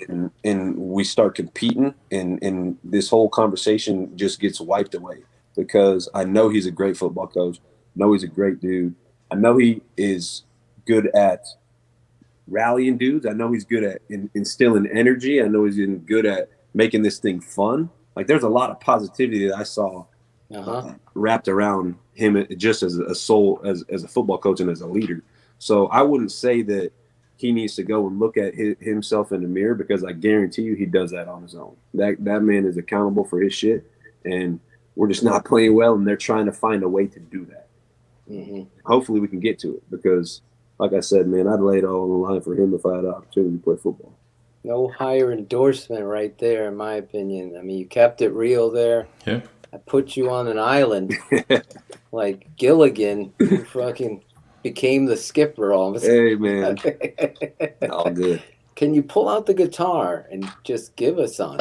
I got nothing. I got them. They're all back there. I'm putting you on the spot. But let me tell you, fans that haven't seen him, you gotta I don't know. Do you have a YouTube video that people? I don't yet, man.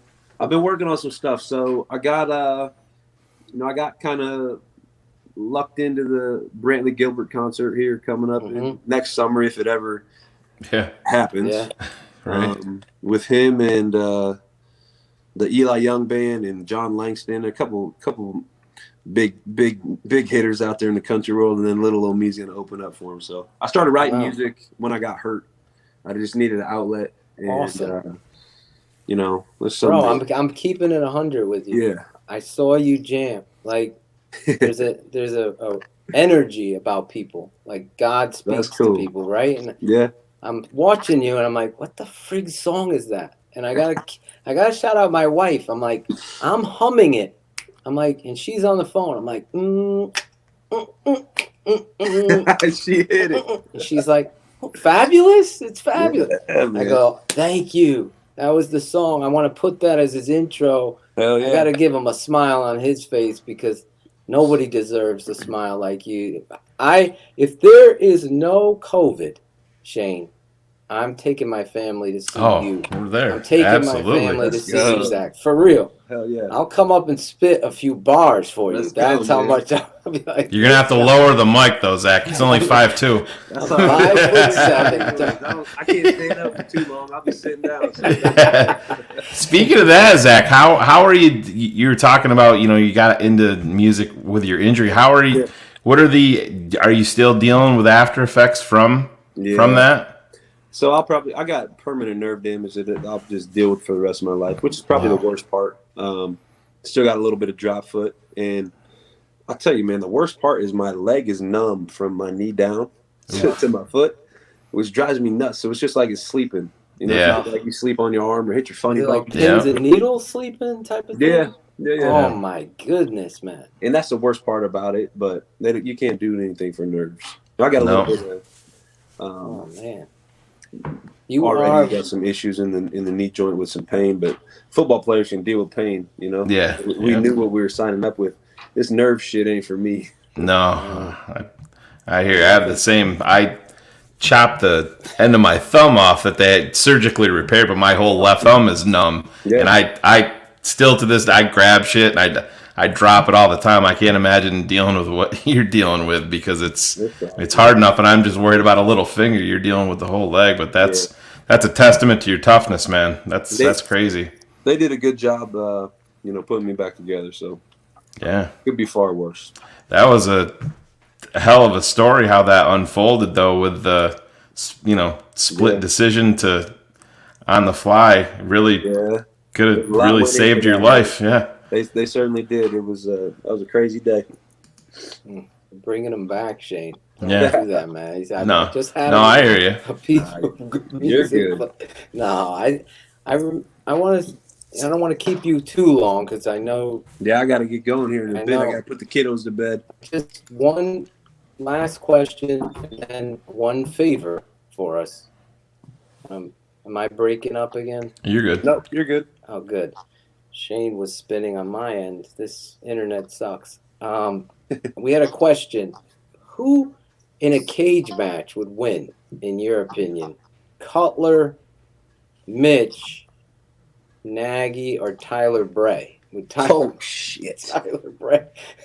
Yeah, Tyler's a little too long to hop in. McCown. He wanted to know McCown. I'm sorry. Mitch, Cutler, Foles, or McCown? Sorry. Luke McCown or Josh McCown? Josh. Luke. I played football with Luke down in forgot about Luke down in Jacksonville. Luke was the old general. Luke. Duke. Man. Cuddy, Mitch, Nick, or who? Or Tyler? Or Foles. Okay. Jesus. I'm just going to push Foles out of there. Foles is too slow. Yeah, I don't think he's good. I don't think he would step in the ring either. Jay is sneaky strong. Oh, yeah. Sneaky strong. I'm talking like solid strong.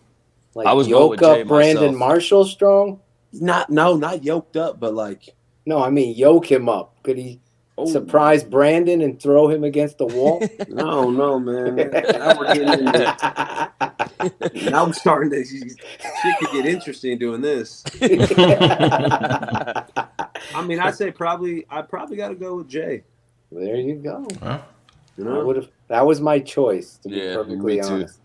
I think Jay is the silent street fighter. You push him in the dude. Yeah. Actually, Josh is throwing down 2-hand slams too. That guy's an athlete, and so is Luke. We got down here doing 360s. We had a basketball hoop in Jacksonville, and you got Luke out there, and everybody's like, backup quarterback, man. This ain't. Hey, mashing on dudes. Like I'm talking like baseline. Really? Going down on someone. Dominique? Yeah, crazy. And then once guys saw the first one, like, oh shit, okay, this dude's a little athletic here. Oh yeah. Well, I don't want to keep you. I had one other question about COVID, real quick. How difficult do you think it is for these players to have no fans in the stands while they're playing these games? Real quick. Man, I've thought about that. I've been asked that a couple times, and I feel like that's just probably one of the toughest things you could do because you play the game anywhere, right? Right. But the emotion that you get from 60,000 people screaming is unmatched. You really can't replicate that. You stand in the end zone, and everybody's going crazy, or you're sitting on the sideline in national anthem, airplanes flying over. Exactly. Like, you cannot recreate that in any way. You can't pump in fake crowd noise. It takes away so much of the emotion and the raw energy that you get from having the fans there. And I feel like it's a huge, not a good situation for everybody involved because, listen, man, we need football fans. Yeah. Fans need football, right? Yeah. And hopefully we can get past this thing and we can get some stuff sorted out and get back to normal soon. Well, fans love you. We need you. It's reciprocated. Seriously. I'm so proud to be on this show and have you come on and join us. I can't thank Lawrence enough, who's becoming a friend of the show, Claudio, and we'll keep bringing Lawrence on. I love to have you come back on with us. Just keep it 100 with us on the Bears and football and life, man. That's what this show is about. We go into other topics and everything. Last question and favor would be if you could give us a station ID for the network. And that would be, hey, this is your boy Funky Fresh. Oh, yes. And you're listening. You're listening to Tape Never Lies. You're keeping it 100 on the Tape Never Lies network. Can you do that? Lawrence did it in one. Lawrence did it in one take. Lawrence. Yeah, but he knew his own name. As soon as I say practice, it's gonna throw me off. I'll solo you up. I'm keeping it 100 with who? You could say, listen, this is former Bears tight end Zach Miller. You're keeping it 100 on the Tape Never Lies network. Go fuck yourself, Al Riveron. You can end it with that.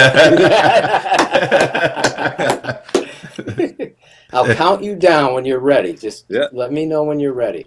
I'm good. All right, 3, 2, 1. Yo, what's up, everybody? Former Bears tight end Zach Miller here. Just keeping it funky fresh, keeping it 100 with my boys over at the Tape Never Lies. Look at that. Perfect. One take. One take, Funk. Took Lawrence like 5. He forgot everyone's names. I still took Lawrence's. That's the best barber that side of the Mississippi, man. There you go. I won't lie. I was in the barber shop with Claudio. And I'm on mute. Listen, Zach. Listen, Zach. Real quick. Real quick. No, it's not a question. Real quick. I monitor the comments on every guest that comes on here, and I gotta say, you got the most love from all these fans than any guest we've ever had on here. Especially if you could just do a quick shout out, Chicago Parker. This dude has been nonstop giving you love. Just give him a quick shout out. Chicago Parker, man, I appreciate you, bro. You are I've felt the love since day one, man. Since I got to Chicago, there was just something about the city and the great people there. And it blossomed into this huge, really lifelong relationship that I'll carry on with Bears fans and the people in Chicago. So I'll tell you what, I appreciate all the support. All the shit that I went through. Would have been a lot worse if I didn't have that big old Bears community and that Chicago community having my back. So I appreciate it. Nice. Well, we appreciate you coming on here, keeping it 100. With your boys at the Tape Never Lies Network, Draft Dr. Phil, Claudio, the barber, Shayne, the smartest man, and your guy. On both coasts, the best barber. We should have a barber competition, Claudio versus Lawrence on this network. That would be dope. See, and we'll get Zach. You could be a celebrity judge because you are a hair aficionado, as that woman said, a hair aficionado, and then we'll get somebody else. Claudio's only good at one thing. Smoke weed every day. Smoke weed every day. Come on, Claude. This is what we do here, Zach. We love you, man. I love it. Thank you for spending so much time with us and taking the time out, man. Absolutely love you. God bless you. Hope you come back. We'd love to have you back if you love chilling out, talking. Yeah, we can do it again. Thanks, man. Nice, man. Give your wife and family our best. Absolutely. Absolutely. All right, bro. I'll talk to you. All right, Lawrence. All right. See y'all. All right. Lawrence is leaving too? Oh, no. No. You want to stay? You said goodbye to Lawrence, for God's sake. No, say goodbye to Zach. Oh, okay, nice. Yeah, I thought you were saying Claudio's bye. trying to take over your title. Nah, bro. Listen, it's all good. It's all good. Whenever you come back out here, bro, I can't wait for you to check out the new digs, the new shop. And Yeah, Claude's got a new shop. Yeah, that's what a block over, right? Or like maybe a couple blocks down. Yeah. Oh, okay, no, that's good. Good. It's not far. Good. Same road. Yeah. Big. Nice. We've been hearing big things about this. Yeah, it's getting there. It's almost. I sent some pictures to him, but it ain't his shop yet. But it's getting there. It's getting there. It's not there yet. It's not there yet. We gotta thank Zach Miller. What a great dude. It's awesome. Yeah. Keeping it real, breaking down the Bears, his life, music, COVID, his freaking injury.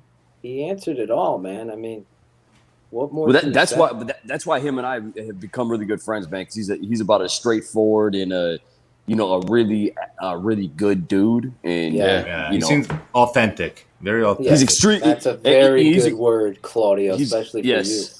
Well, like he was saying, man, he has a young family, so with him having a wife and kids, I mean, he's got his shit together and he's got a good head on his shoulders. So anything that's involved with him is usually a positive thing. You know what I mean? Yeah, I was blown away. I'm just pissed at my goddamn internet. I just fixed it, got everything up and running, and then tonight, everything's running fine except the uploading. Was I freezing up now? Not right now. You were there towards the end. You were hit and miss. Unbelievable. I might, while you guys maybe take over, they're gonna go up. You're good right now, Phil. I wouldn't even am I? fuck with it. Yeah, you're good. Oh, okay. I'm worried about it. You've been good for a while. And plus, we got another. I feel like another I feel like my background. Looking at us four, my background looks like shit comparison to you guys. You guys got the full backdrops. You got the Phil. You got the chair. I I'm mean, in the studio here. Let me see. We got Shane, you got like a you chair got like over the there. love room over there. Yeah. That's nice. Making babies, man. Yeah. Hey, so Phil, is that strictly for being like doing the podcast and whatnot? Yeah, Your room. it's strictly the. And I would assume Shane, you too. Yeah, this is actually just like a little office, and this is I just have the. I don't even know if you can see it, just the lights, but my studio is. Yeah, my studio is under construction currently. Nice. So. Playoffs. Yes. The house here. Claudio, where you at?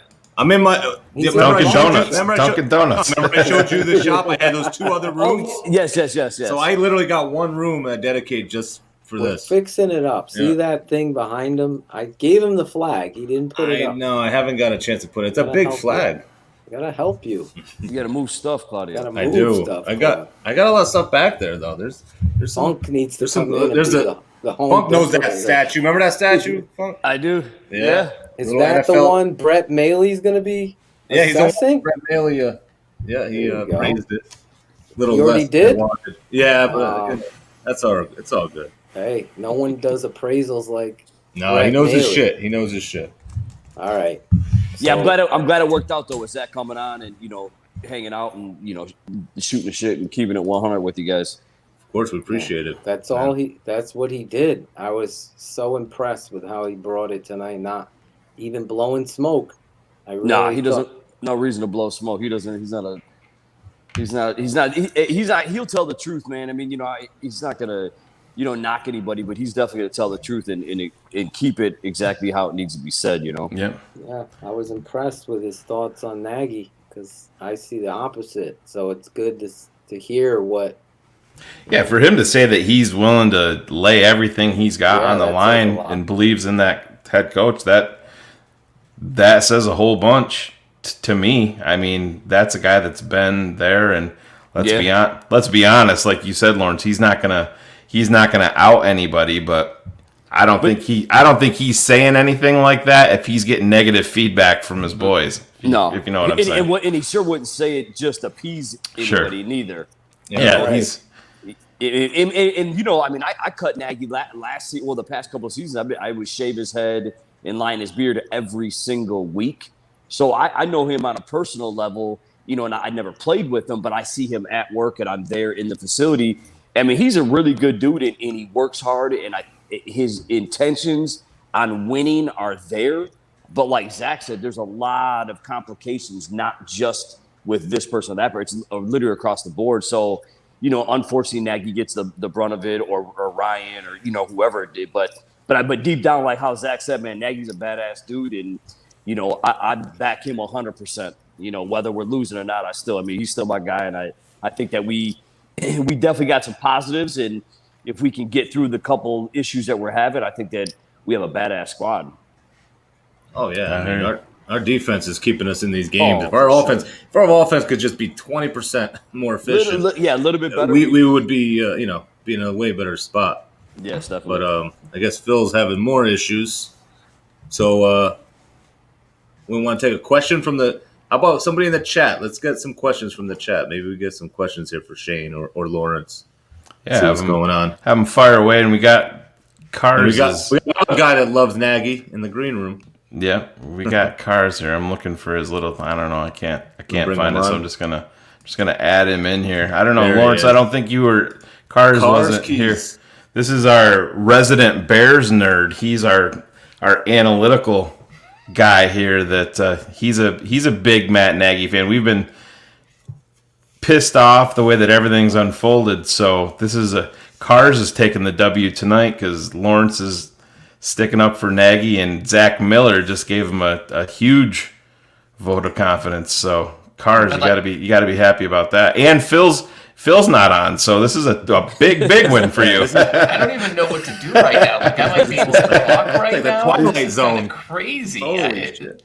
No 5-minute introduction on with people shitting on my stance to begin. So I mean, this is pretty positive for me. We can talk about Patrick Williams. Yeah, I was about to say, let's talk about the NBA for the next 20 there you go. It's gone and something where it's a little chippier. So for sure.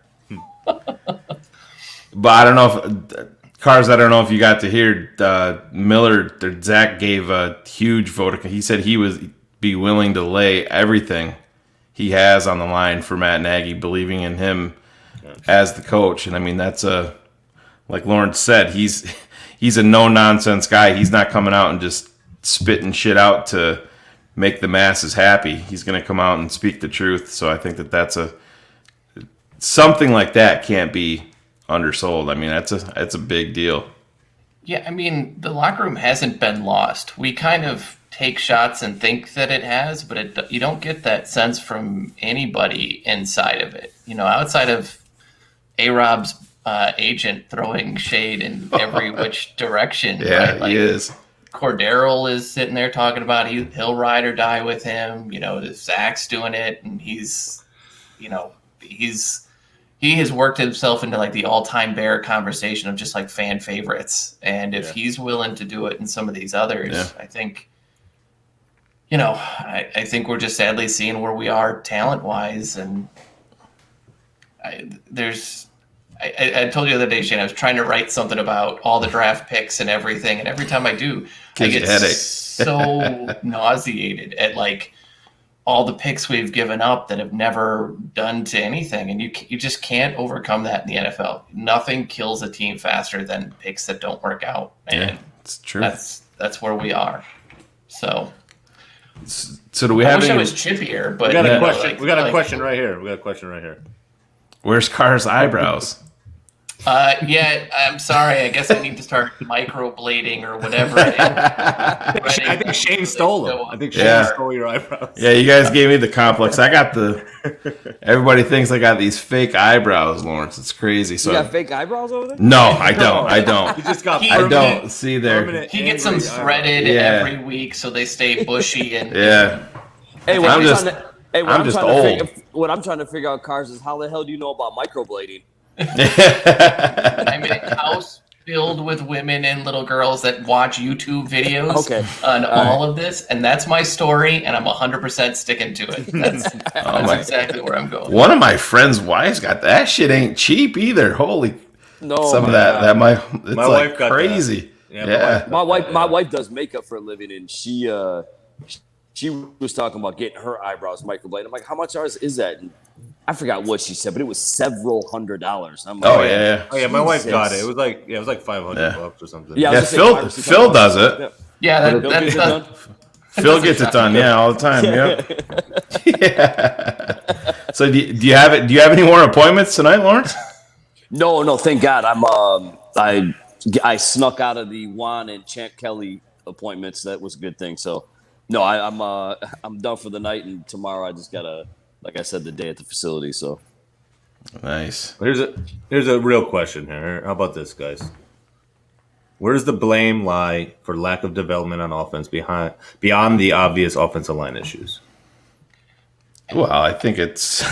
I mean, it's got to be the G. Hey, you can defend Matt Nagy. Like I said, he can be a good coach, but he's got to be held accountable too. But it's up above him. And I don't want to beat a dead horse here, but I thought about asking Zach this, but I mean, at some point, I don't want to put him on the friggin' shooting line so much.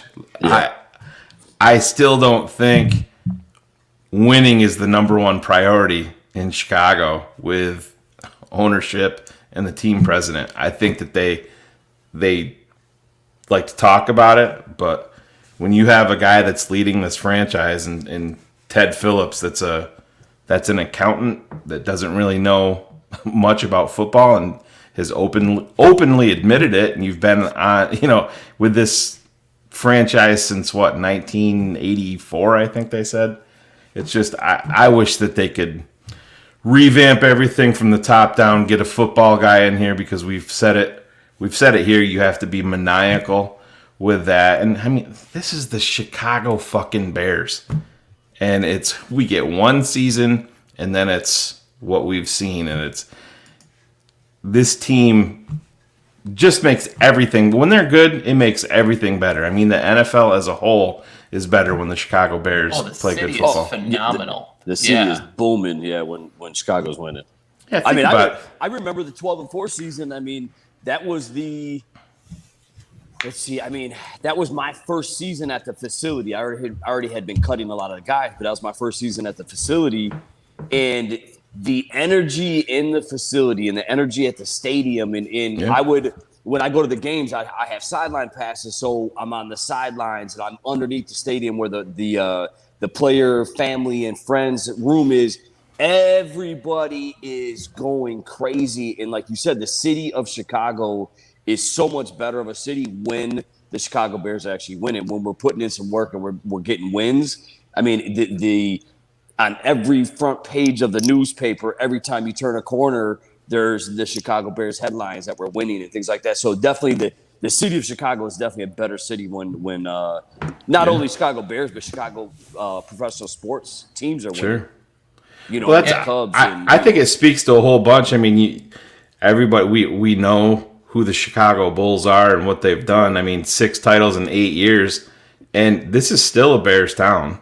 Oh, for sure. Yeah, for sure. I mean, that speaks a whole bunch to what it is, and I mean, I don't know. I mean, I know this fan base is so rabid, and come on, man, we deserve so much better than what we saw the other night on national TV. This is a franchise that promoted a guy because he got a stadium deal that sucks, right? Yeah. Ted Phillips, and increased the value of the franchise, which is seemingly all that folks are really excited about. So it's, I tweeted the other day, right? The record under Ted Phillips is 168 and 178. There are something like 5 10-win seasons in the 21 years that he's been team president.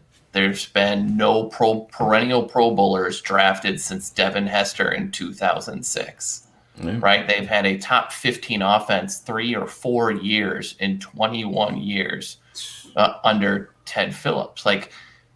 It's not just like top 15. It is, we're either 15th or we are 21st. That is the difference of all of this. And so all these things, as modern era has changed for football, what's the one thing that stayed constant? We're a great defensive team. We usually are a really good one, except when Bob Babich is calling plays. And then we're a terrible offense. And when we finally get an offense, right, our quarterback gets injured in an NFC championship game. That's it. We have never, as a franchise, adjusted, whether it's increasing scouting staffs, personnel, player development, all of those positions. We don't invest in like the rest of the team, and rest of the teams. And the teams that don't invest in it are historically Cincinnati, Detroit, all these organizations that don't draft well, don't develop well, and sadly, I mean, if you really look at it, we've been in that tier at least this last decade, and it's this season more than any. It's really coming back to bite us. Yeah. But this is my self-help book, so everybody, let's actually take a minute and hug each other, so we don't. Phil, while you were gone, we were talking to Lawrence, and he said, by the looks of it, it looks like you microblade your eyebrows. Yeah. No. No. I never get my eyebrows done. We took a different turn while you were gone, my man. I guess so. Welcome we went back. into a lot of beauty tips. Yeah, it was pretty interesting. Yeah, Shayne was showing us his fake my eyebrows. Yeah, my fake You ones. showed him? Yeah. See? It's got that Aladdin curve. I do. So I got to kill these fuckers. Give me a complex. I've never seen a bunch of more disgruntled fucks than our fans in the chat room giving me a complex about my eyebrows. Well, I mean, what else are we going to talk about, right? Like, I don't want to sit down and talk about how bad we suck. Let's just make fun of each other. Exactly. That's right. That's what it's all about. Do you want to go into our segments here? Yeah. Quick? Sure. Why not? Start it off every week. Bear up, bear down.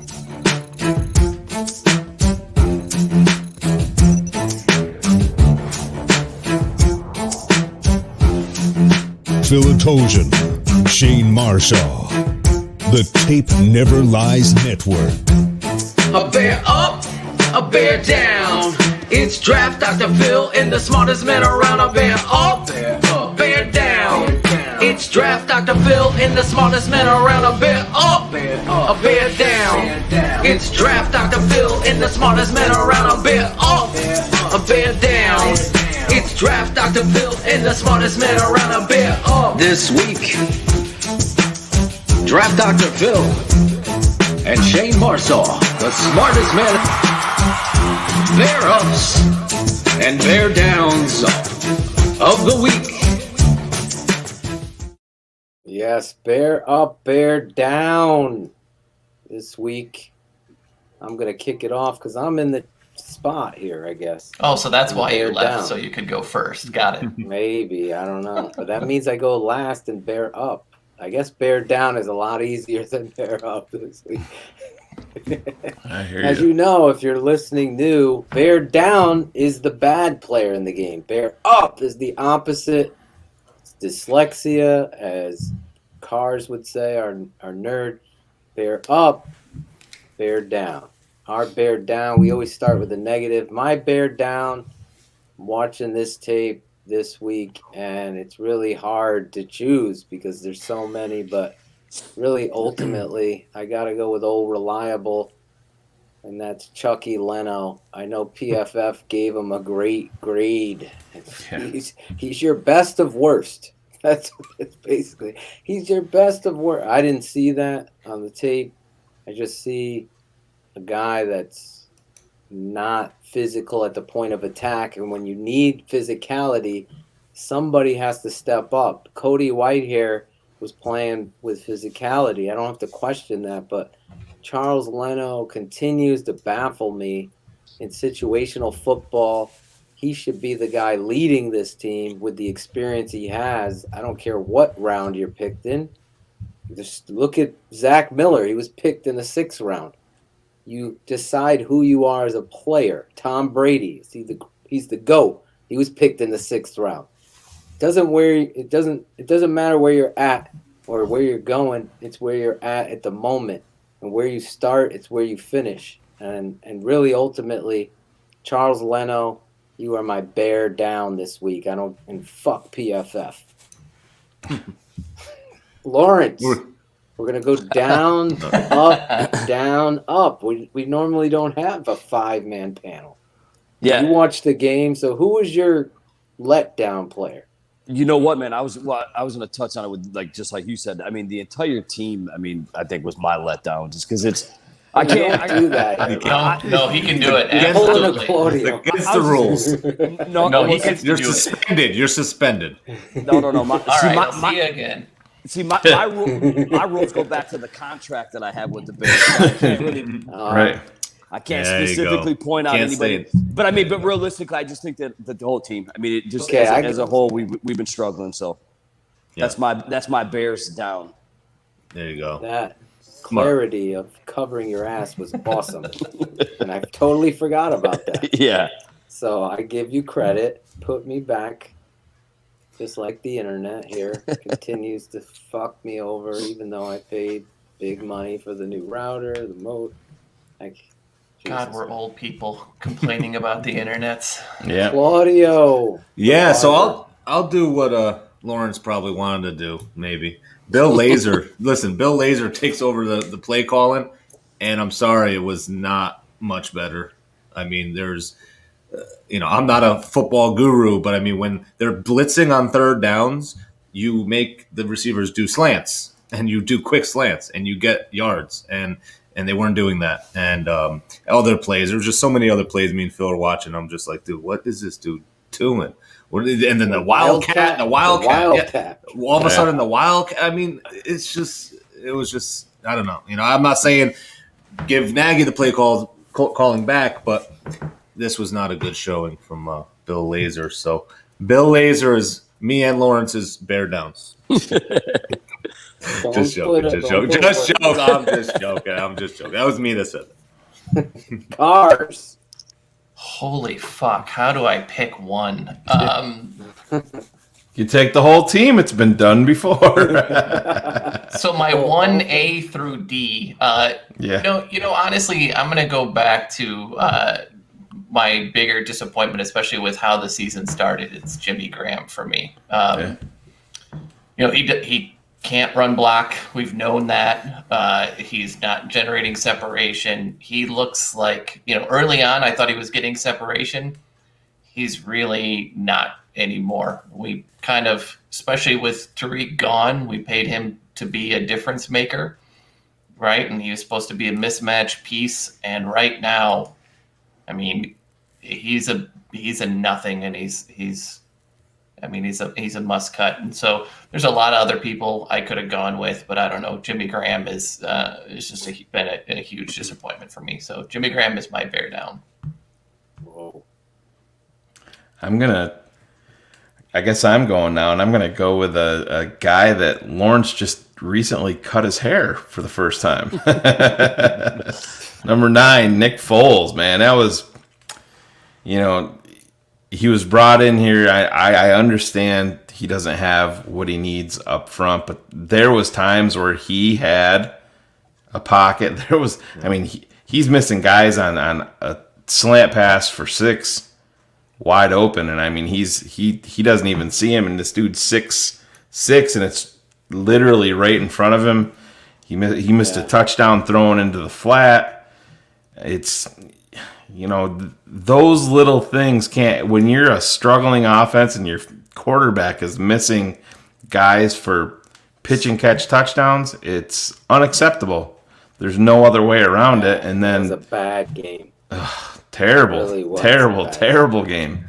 And then yep, he went out, and I'm not going to blame him for getting hurt the way that he did, because he came down pretty hard. Did you notice Nagy called him 260 pounds in the press conference? I'm like, what the hell? Weigh that much? No, I don't think so. He's 225. Lawrence, you were there. He's not 260, is he?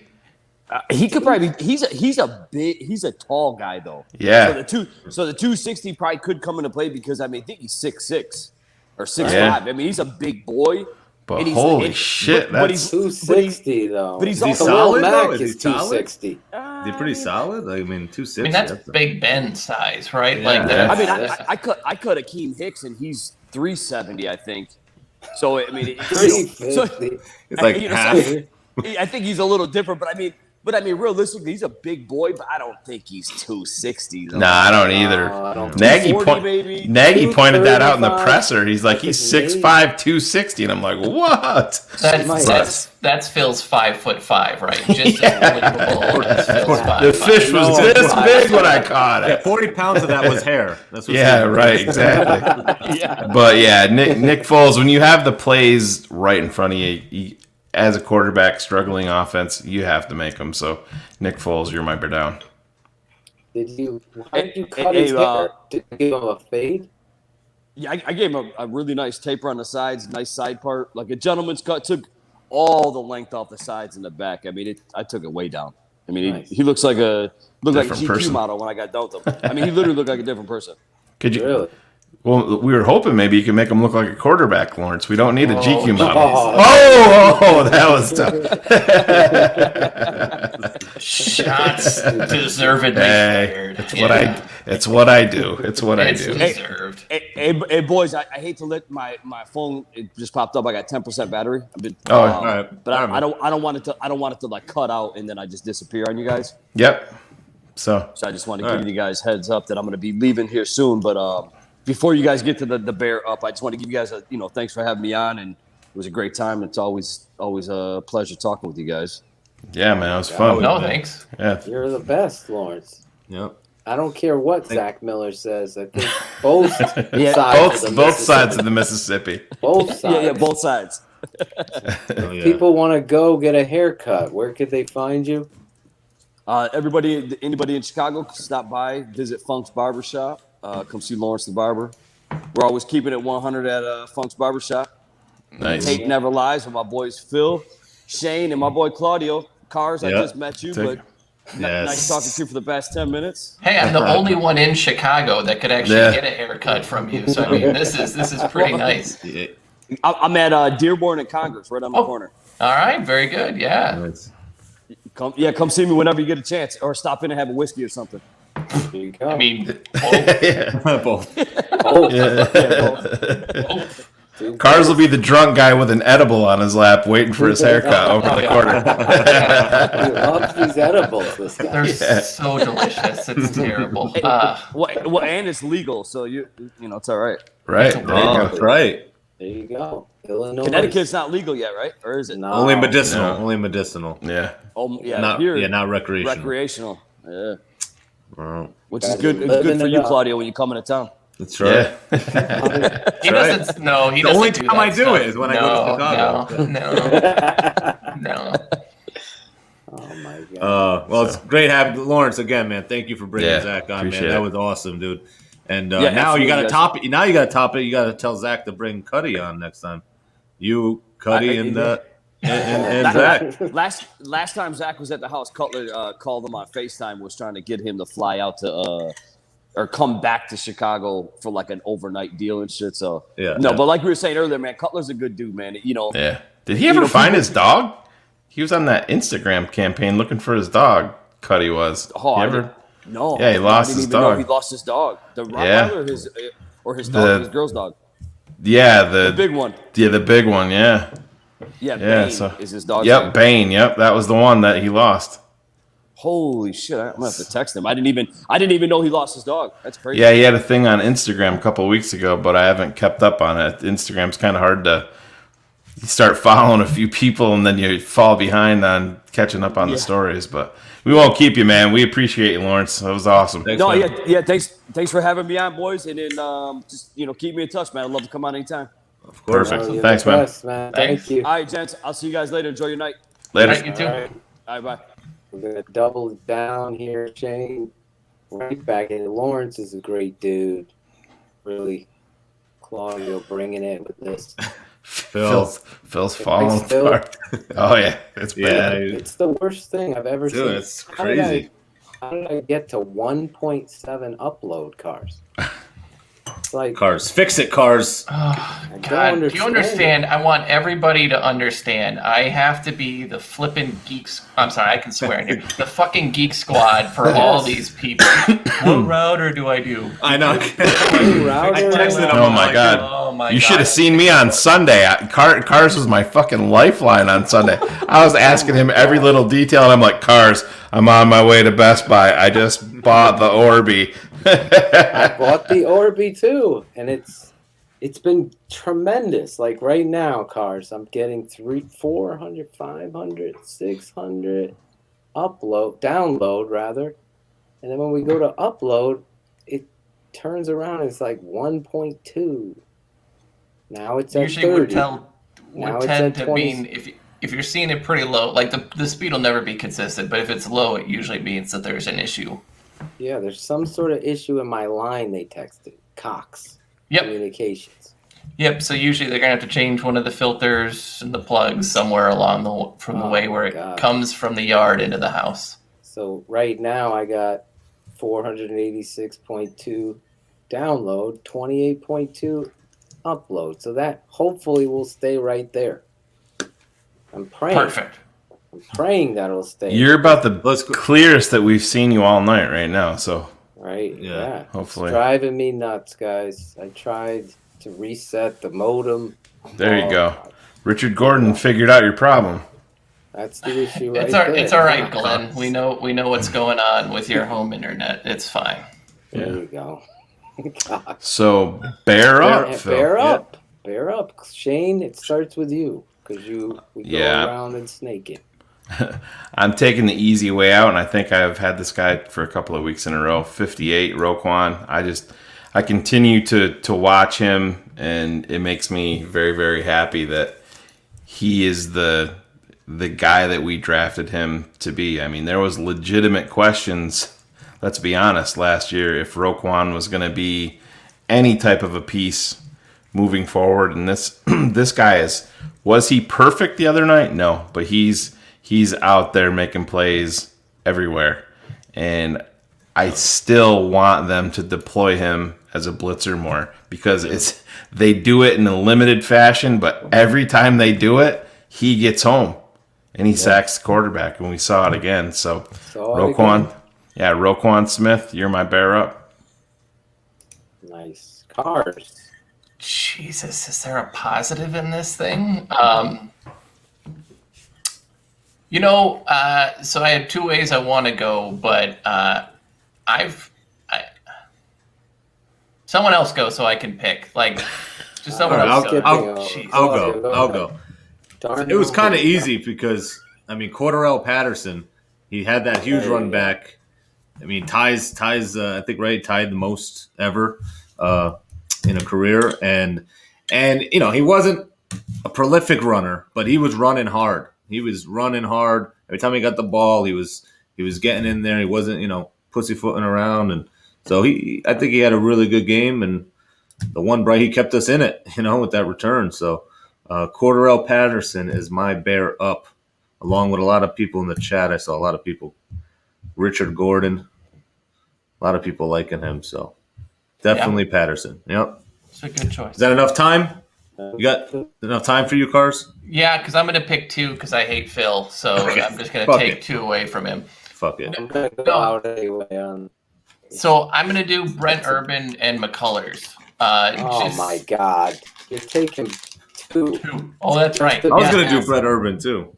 Brent Urban was my... Well, fine. You can have him if your video ever unfreezes. But since you're frozen, I'm going to take this time to talk for 20 minutes uninterrupted. Oh, my God. It's the Claudio and Cars show. Hey, buddy. This is weird. We get to talk right now. Let's see all the viewers drop. This is our moment to shine. This is it. Right? This is it's what all been a setup. It's all been a setup just for me and you to take over this show. Finally. Everybody really is wanting to hear more of you and I, so I think this just really works. This is it. And it's free, too. Don't got to pay for it. This is beautiful. No, so I picked Brent and McCullers just simply because look, the run defense was looking bad, and McCullers coming in really made a big change. I thought we were going to take more of a step back when Hicks got injured, and that really didn't happen. And Brent Urban's wife may be one of the best football wives to follow on Twitter. Twitter. Awesome. Yes. Oh, it's amazing. But her husband has just been all over the field. So those two, when you've seen the improvement in the run defense, when it came from oh God, Derrick Henry is going to destroy us, and then Dalvin Cook they're two of the biggest reasons why that didn't happen. So Am I Brent back here? And what? No, I think you should disconnect again and I test switched out. over from Firefox to Chrome. Maybe that'll help. I don't know. I don't know what's going on because it's frustrating. I don't know. Absolutely. I know all about it. I know. All right, Phil. Go ahead. Real quick. You're up. Well, he took the two guys, one of which I was going to take. But when I look around here, Kyle Fuller, the way he plays out there and the effort he gives. I mean, that one play against Thielen where he comes across his face, dives, bats that down. That's just to showcase the guy that's going after it, putting in the work. They didn't attack him much at all. They didn't really have to because Pagano was a lot of zoned concepts behind, and you really saw what transpired out there. But Kyle Fuller, even in the run game, you saw him setting the edge, coming up, filling in the alley. I really liked the way he played. So if I was to pick somebody other than Brent Urban, and that would be it. Urban was my go-to guy if somebody else was going to take Roquan. Yeah, Roquan was the best player in the game on defense, in my opinion. Yeah, he was the best player on the field, and then outside of him and Justin Jefferson, they were the only two that really. Oof, man, that he's special. Yeah, he's good. He is good. Yeah, can't forget about Mac. I mean, we can't forget about Mac too. We got to throw Mac in there. Never heard of him. Oh my God. Huge.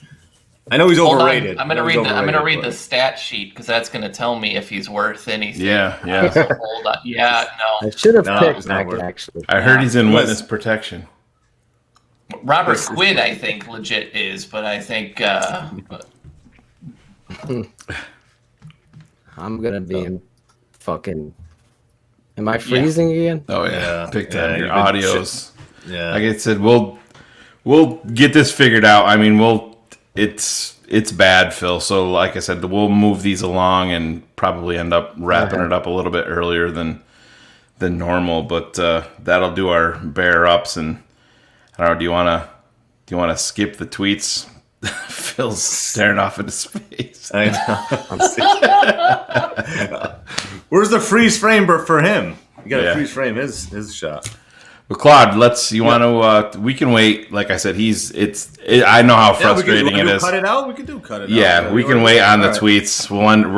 I know it's going to end up upsetting everybody, but we'll end up wrapping it up a little bit earlier than normal. I know I can literally feel Phil's fury right now because he's thought he had everything fixed, but obviously pissed. He's so ripping pissed right now. I don't blame him, man. It's frustrating. I know. Trust me, it's terrible. I've been dealing with it, and there he is. I plugged it into the satellite Orbi. Now I've tried everything. Want the tweets? Every day I've worked on this internet to get it right, and I felt like I solved it only to go live and have. We're gonna need a Tape Never Lies breakdown of when Cox Cable comes to fix your internet issues, and we'll. Jesus, I don't want to be that. Like if I think I get yelled at on this thing, oh Jesus. It's a tough. I can't even believe that this is happening. To be perfectly. Well, I told everybody, Phil, when like I said, we'll move on to cut it out and go from there and wrap it up because it's. You don't want to do the tweets, no. Yeah, it's. All right. I mean, I can do them real quick, even without Phil, if you want to. Phil, or do you want to attempt it? Yeah, he's frozen. Yeah, you're frozen again. No music. Just put it up. Yeah, I'll just do it. I'll go through it here real quick. Let me go through the stuff here. So the dumbest tweet of the week isn't really a dumb tweet per se, but the Chicago Bears lead the NFL in pass attempts through 10 weeks. That's our identity. There you go. I guess we've been begging for one, but I understand where they're, you got to pass the football to score some points, but it's just not functional with this team. So that's my one dumb one for this week. And here's a tweet of the week. And doesn't really make much sense since Zach Miller kind of put us in our place. But here's the comparison between Matt Nagy and Mark Trestman, which hurts my soul a little bit. Points scored 549, 602. Pass yards are actually eerily close. Win-loss 15-8 and 11-12. But I mean, I'll say this: I'll take Matt Nagy as a head coach over Mark Trestman. Yeah, he was bad. Any day of the week. But this is actually one of the best tweets that I've ever seen, and this is what I want to talk about, and I think Phil's going to have to include this in a couple of our Patreon pop-up shows so we can get this to start rolling. Chicago Bears fans and NFL fans, if you vote for Yannick Ngakoue, if you hate the Minnesota Vikings, if he makes the Pro Bowl, the Minnesota Vikings lose a 4th-round draft pick. So we need all Chicago Bears fans, all NFL fans, if you hate the Minnesota Vikings, to vote for Yannick Ngakoue for the Pro Bowl. Explain how that works. I've never heard of something like that. What do you mean? It's part of the conditions to the trade. So they've given up a pick, and then there's a conditional. They add conditions to the pick, and it could be plays X amount of snaps in the season, or acquires does enough tackles, or whatever it is. And for this one, it was makes the Pro Bowl. So if he makes the Pro Bowl, they lose an additional 4th, and we as sure as shit want that to happen. Yeah. Right. Yeah. So Bears fans, head over to NFL.com/Pro Bowl, vote, and be sure and drop your vote for Yannick Ngakoue, because if the Vikings can lose a 4th rounder, hey, what the hell? I'm all on board for it. Absolutely. Unbelievable. Yeah. Unbelievable day.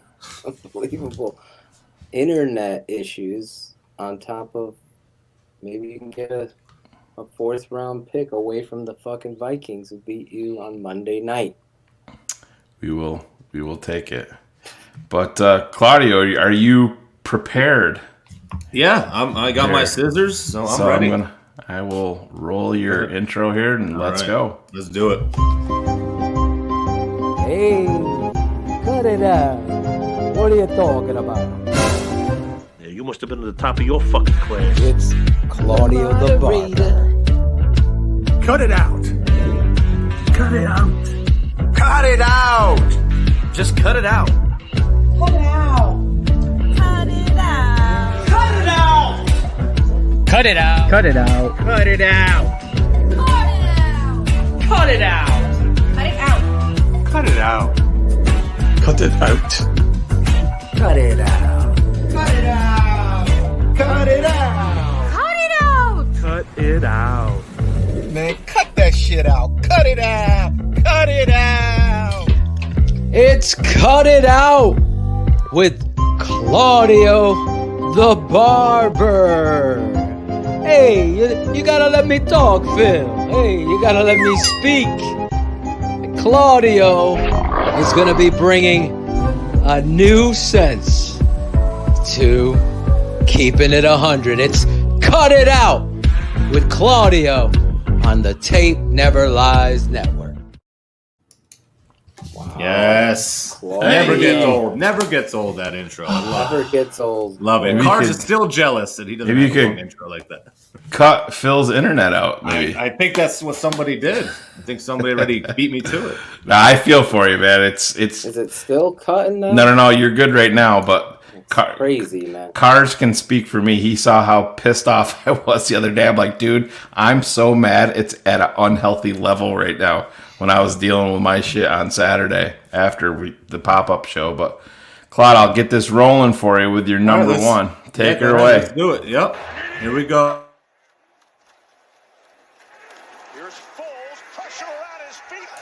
Unmute. Fucking WWE. Are you fucking kidding me?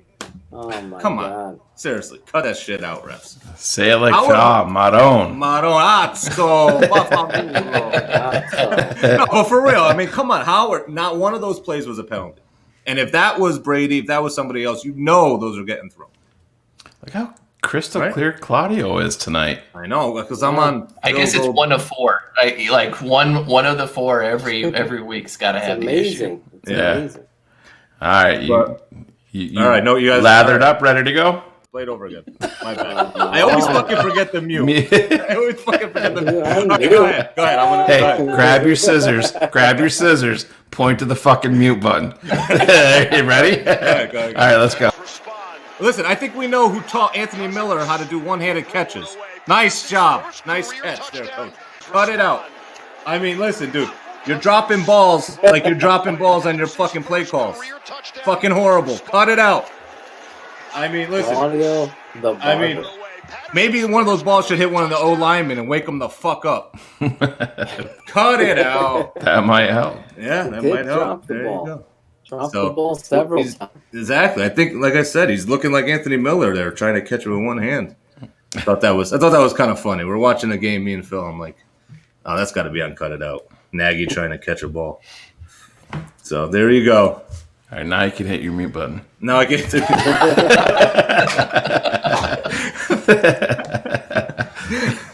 Oh shit! What are you gonna do? I'm freezing again. Phil is frozen. Cox Communications. We are experiencing trouble in your area. Yeah, that's what I got on Saturday. Oh, wow. So it's like, I don't get it, man. So that's a Cox thing then? Yep. Yeah. That would make sense. I mean, if your upload speed is that drastically oh my god dropped. Phil, can you get it all over the place? Can you get Xfinity? You can't get Xfinity where you are? They have a monopoly in this area of like who you can have versus who you can you get Frontier? You can get Frontier. Yeah, they're even worse. They're bad too. Yeah. They're worse. They're bankrupt, supposedly. They're going to bankruptcy. But I obviously am feeling the pain of this unbelievable situation because I thought I resolved it with the purchase of the Orbi, and it has been working tremendously. Cars, you have a question from the lady of the Tape Never Lies Network, Cherie. Someone said that they could not stop staring at my eyebrows. There's a bunch of eyebrow stuff. This is really making me uncomfortable. Usually it's people get lost in my eyes and not in my eyebrows. So he's bragging us.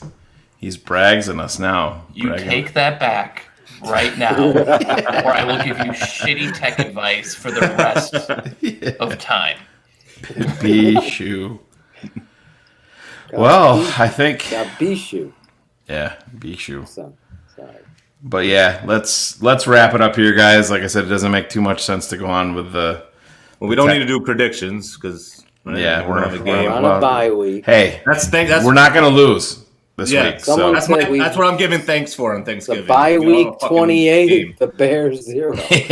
Somebody said that comment, and it could possibly happen, Cars. Yeah. There's a very good chance, the bye week has been really running the ball effectively, so you have to be concerned. And they'll sell out in the play action. So yeah, I'm a bit concerned. Somehow we're going to come out of this 5-6. So, well, somehow we're going to get out of this internet issue. And then we're gonna have great shows moving forward. We'll get out of a shitty day. We'll get out of YouTube jail. Phil will get his internet issues fixed. Hopefully mine. I don't think I've had any issues on my end tonight with my new stuff. But Phil and I think Cars, you have the you have the Orbi also, correct? I do. That's correct. Yes. So we're all Orbied up. Matt thought we did a great job tonight. It's all upload issue. Yeah. Cars over here. Yep. So what would that be in a line? This would be like the post show. So it usually means that somewhere where they're trying to send signals up is just inconsistent. So cable, it's a long story. No one is going to care. But they'll have to fix it at one of their wiring locations. One of their closet facilities. Maintenance on the wire. So basically what's going on here. Let me just address HL Priest. I've seen you post this like 20 times about coming on. We do that more on BHL. We'll bring on somebody from the chat. So if you want to come on, like Phil says, you got to have hype. Yes. Like you got to have way more hype than I have. Way more hype than Shayne has. Yeah. You got to have real hype. Real hype. You can't have Chris Gonzalez, Alex Acevedo hype. Speaking right? of Alex Acevedo. Or I can get suspended again, and you could take my place on the show. One or two, one or the other is an option there. But yeah, so HL Priest, watch BHL obviously 2 weeks from now, and maybe you'll be able to come on. Like a Sandman, like a Sandman. A bar block converting his wine like a sand. There's our life. There's our life. We go on live right after Bears games with your boys Draft Talk and the smartest man alive. The Tape Never Lies Network Oh shit! Tape never lies. starts now. There you go. A little tease right there. Tomorrow, Swag is coming. the swag will be here. The swag shop will be open, and we will be back up and running. You can get T-shirts, hats, hoodies, all of the pricing will be in Routers. there. Technical Hopefully. advice. Yeah, so that's a good time to break out the new pod, Cars Tech Reviews. Yes. We'll put it on the network. We'll do it live. Keep your pants on, ladies. Yeah, I am married. I want to remind everybody. So we'll talk about all the gadgets no one cares about. So Yeah, your wife knows who your number one is, though. yeah, she does not like you for some odd unknown reason. No, she doesn't like Shayne. Well, she's like, wait, you're gonna text and watch the NBA draft with Shayne tonight, and then you're gonna pod with him tomorrow? Like, what about me? And I was like, well, sorry, but yeah, that's basically how that went. Yeah, you pretty much got it right, Steph. 2 nights. We did. We had our little NBA draft party text thread going for see how the So how'd you Bulls guys? did. Yeah, I don't follow basketball too much. So were you guys happy with it or what? Real quick. We got the AJ Dillon Cavs equivalent in Patrick Williams quads. If you put the 2 lower legs together, the guy crazy. would be mammoth. No, Yeah. it's going to be interesting. It'll be nice to have them. Player development is going to be key. We'll just say that. Very much so. So Very are you much more excited about the Bulls season or Oh, the yeah. Bears season? Yeah. Well, the Bulls figured it out. They cleared the fucking deck. The ownership group finally changed. Got rid of the There you fucking team president and all of that shit, and they did exactly what we want this team that we talk about here to do. But I'm not maybe. going to hold my breath on that. I mean, it's look. I don't want to be morbid, but it's not happening until Virginia dies. Yeah, right? no, Like, friend of the network, Yoko himself said that, and it's unfortunately it's the truth. Well, there's You been know, other organizations that have been like, I mean, Al Davis with the Raiders. You know what But I mean? I mean, like, other guys where like, I think that needed to happen for there to be a real change. we saw it. We saw it with the Blackhawks, right? Like it took Bill dying to give it to Rocky for it to work out. We're seeing it, to Shayne's point, with the Bulls, with Jerry handing it over to Michael. Like the teams that are really struggling in the modern NFL, what do they all have in common? Bengals, the Bears, the Lions, until recently the Raiders, and it was all the old original families that have their wealth only really in the football teams, and they don't spend, they don't reinvest their funds into the organization, right? Virginia's got 10 kids and multiple grandkids that all take a paycheck out of this. It's not like that they're the Wirtz family and have a liquor business that they're making millions of dollars. Like they live and die off of every dime that they make. And when Ryan Pace goes out and spends, God, what do you think, like $40 million to do all the Hallis Hall upgrades and everything? Like that's money coming out of their pocket. So those kids are just show up on like every 2 weeks, collected their paycheck and head back out. That's that's like the fucking truth. Yeah, it's a good point. Very good point. Yeah, it's like they're lined up to get the government cheese every month, with their piece of paper, and they're not into it, right? No. And so it's you see all the teams that really stay consistently good, right? They've gone to a newer age owner, one that believes in reinvesting, and it's one thing to say that you own the Bears. It's another thing to completely say we own the 13-3 NFC champion Bears or the 12-4 Super Bowl Bears, right? And when new ownership comes in, winning comes at a huge premium. They aren't paying, no one's paying $4 billion or whatever ridiculousness they're going to get for the Bears and accept what's happening on the field. But when it's your daddy's team, that's what it'll be. I mean, that figure that you just put out there, that's what it's going to be. And I mean, just, you think about Chicago, like I said, and I don't give a shit what they say. I mean, what's the capacity of Soldier Field? 62.5? Is that what it is? It's right around there. Barely. Yeah, that whole deal set the franchise back like you can't believe. Yeah, it did. 100%. So, all the rumors of them buying up all by Arlington, they want to get out of the city. They have to. The next owner will make building a prime stadium with all the things to host Super Bowls, everything else, all that's going to come, and they're going to expect winning, and they'll invest to win. When you don't have any other businesses to go, you can't recoup ticket sale losses this year. Right. You can't do all the concessions and all of those things. Like, that's literally coming out of the McCaskey pockets after they just spent extra money to build up and fix and kind of update Hallis Hall. Like, these things are going to have a long-term impact. Right. And unfortunately, it's just not the group until they're gone. Like, remember when Marvin Lewis went to Cincinnati and they talked about how he finally got them to spend. And for a little while, they drafted better. They were even more skinnier than us. Now they actually have more scouting, I think, and more front office people than we do. Yeah. And that's why our drafting isn't as good. We just don't. The team isn't cheap when it comes to players, but everywhere else where they can skimp, they do. Yeah, they do. I mean, It's gotta be fixed. It's gotta be fixed. I mean, just like my internet. Yeah, for sure. Sorry, that was a long edible laced rant, so I apologize. So we're gonna do shout out still, Shayne, or when we get the music going, or what?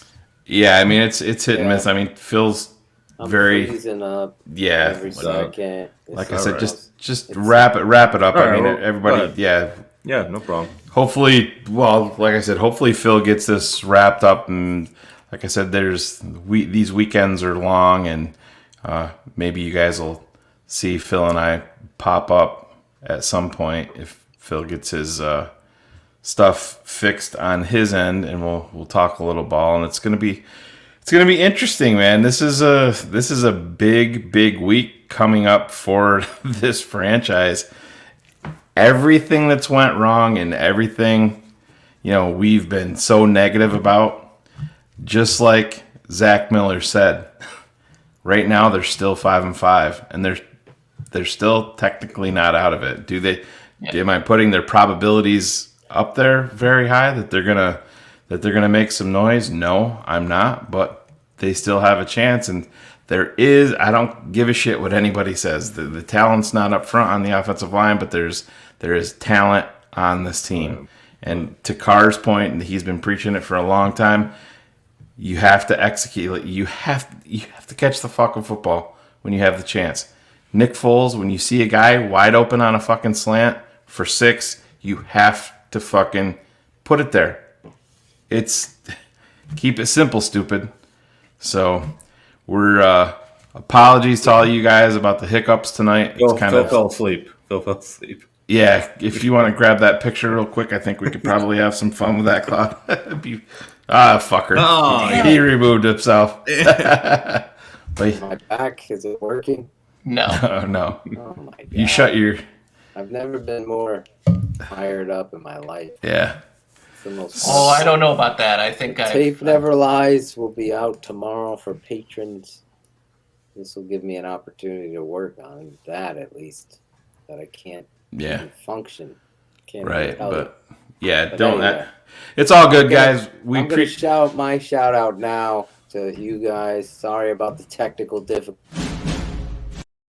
I'm gonna bounce off this because I can't even begin to tell you. It's so unstable. I've never seen anything like it. It's all right, man. All right. So, yeah, thanks everybody for coming out. 100 crew. We appreciate that you guys show up each and every week. Hopefully we get this rectified. We're back up on YouTube next week and ready to go. But other than that, everybody enjoy their week and their weekend with no Bears football, which is I hate to say it, it's going to be kind of peaceful not having to worry about that this weekend. But other than that, we'll see you guys soon. This has been a Shy City Sports presentation and a Tape Never Lies Network production. Keeping it 100. Thanks for tuning in to the Tape Never Lies Network.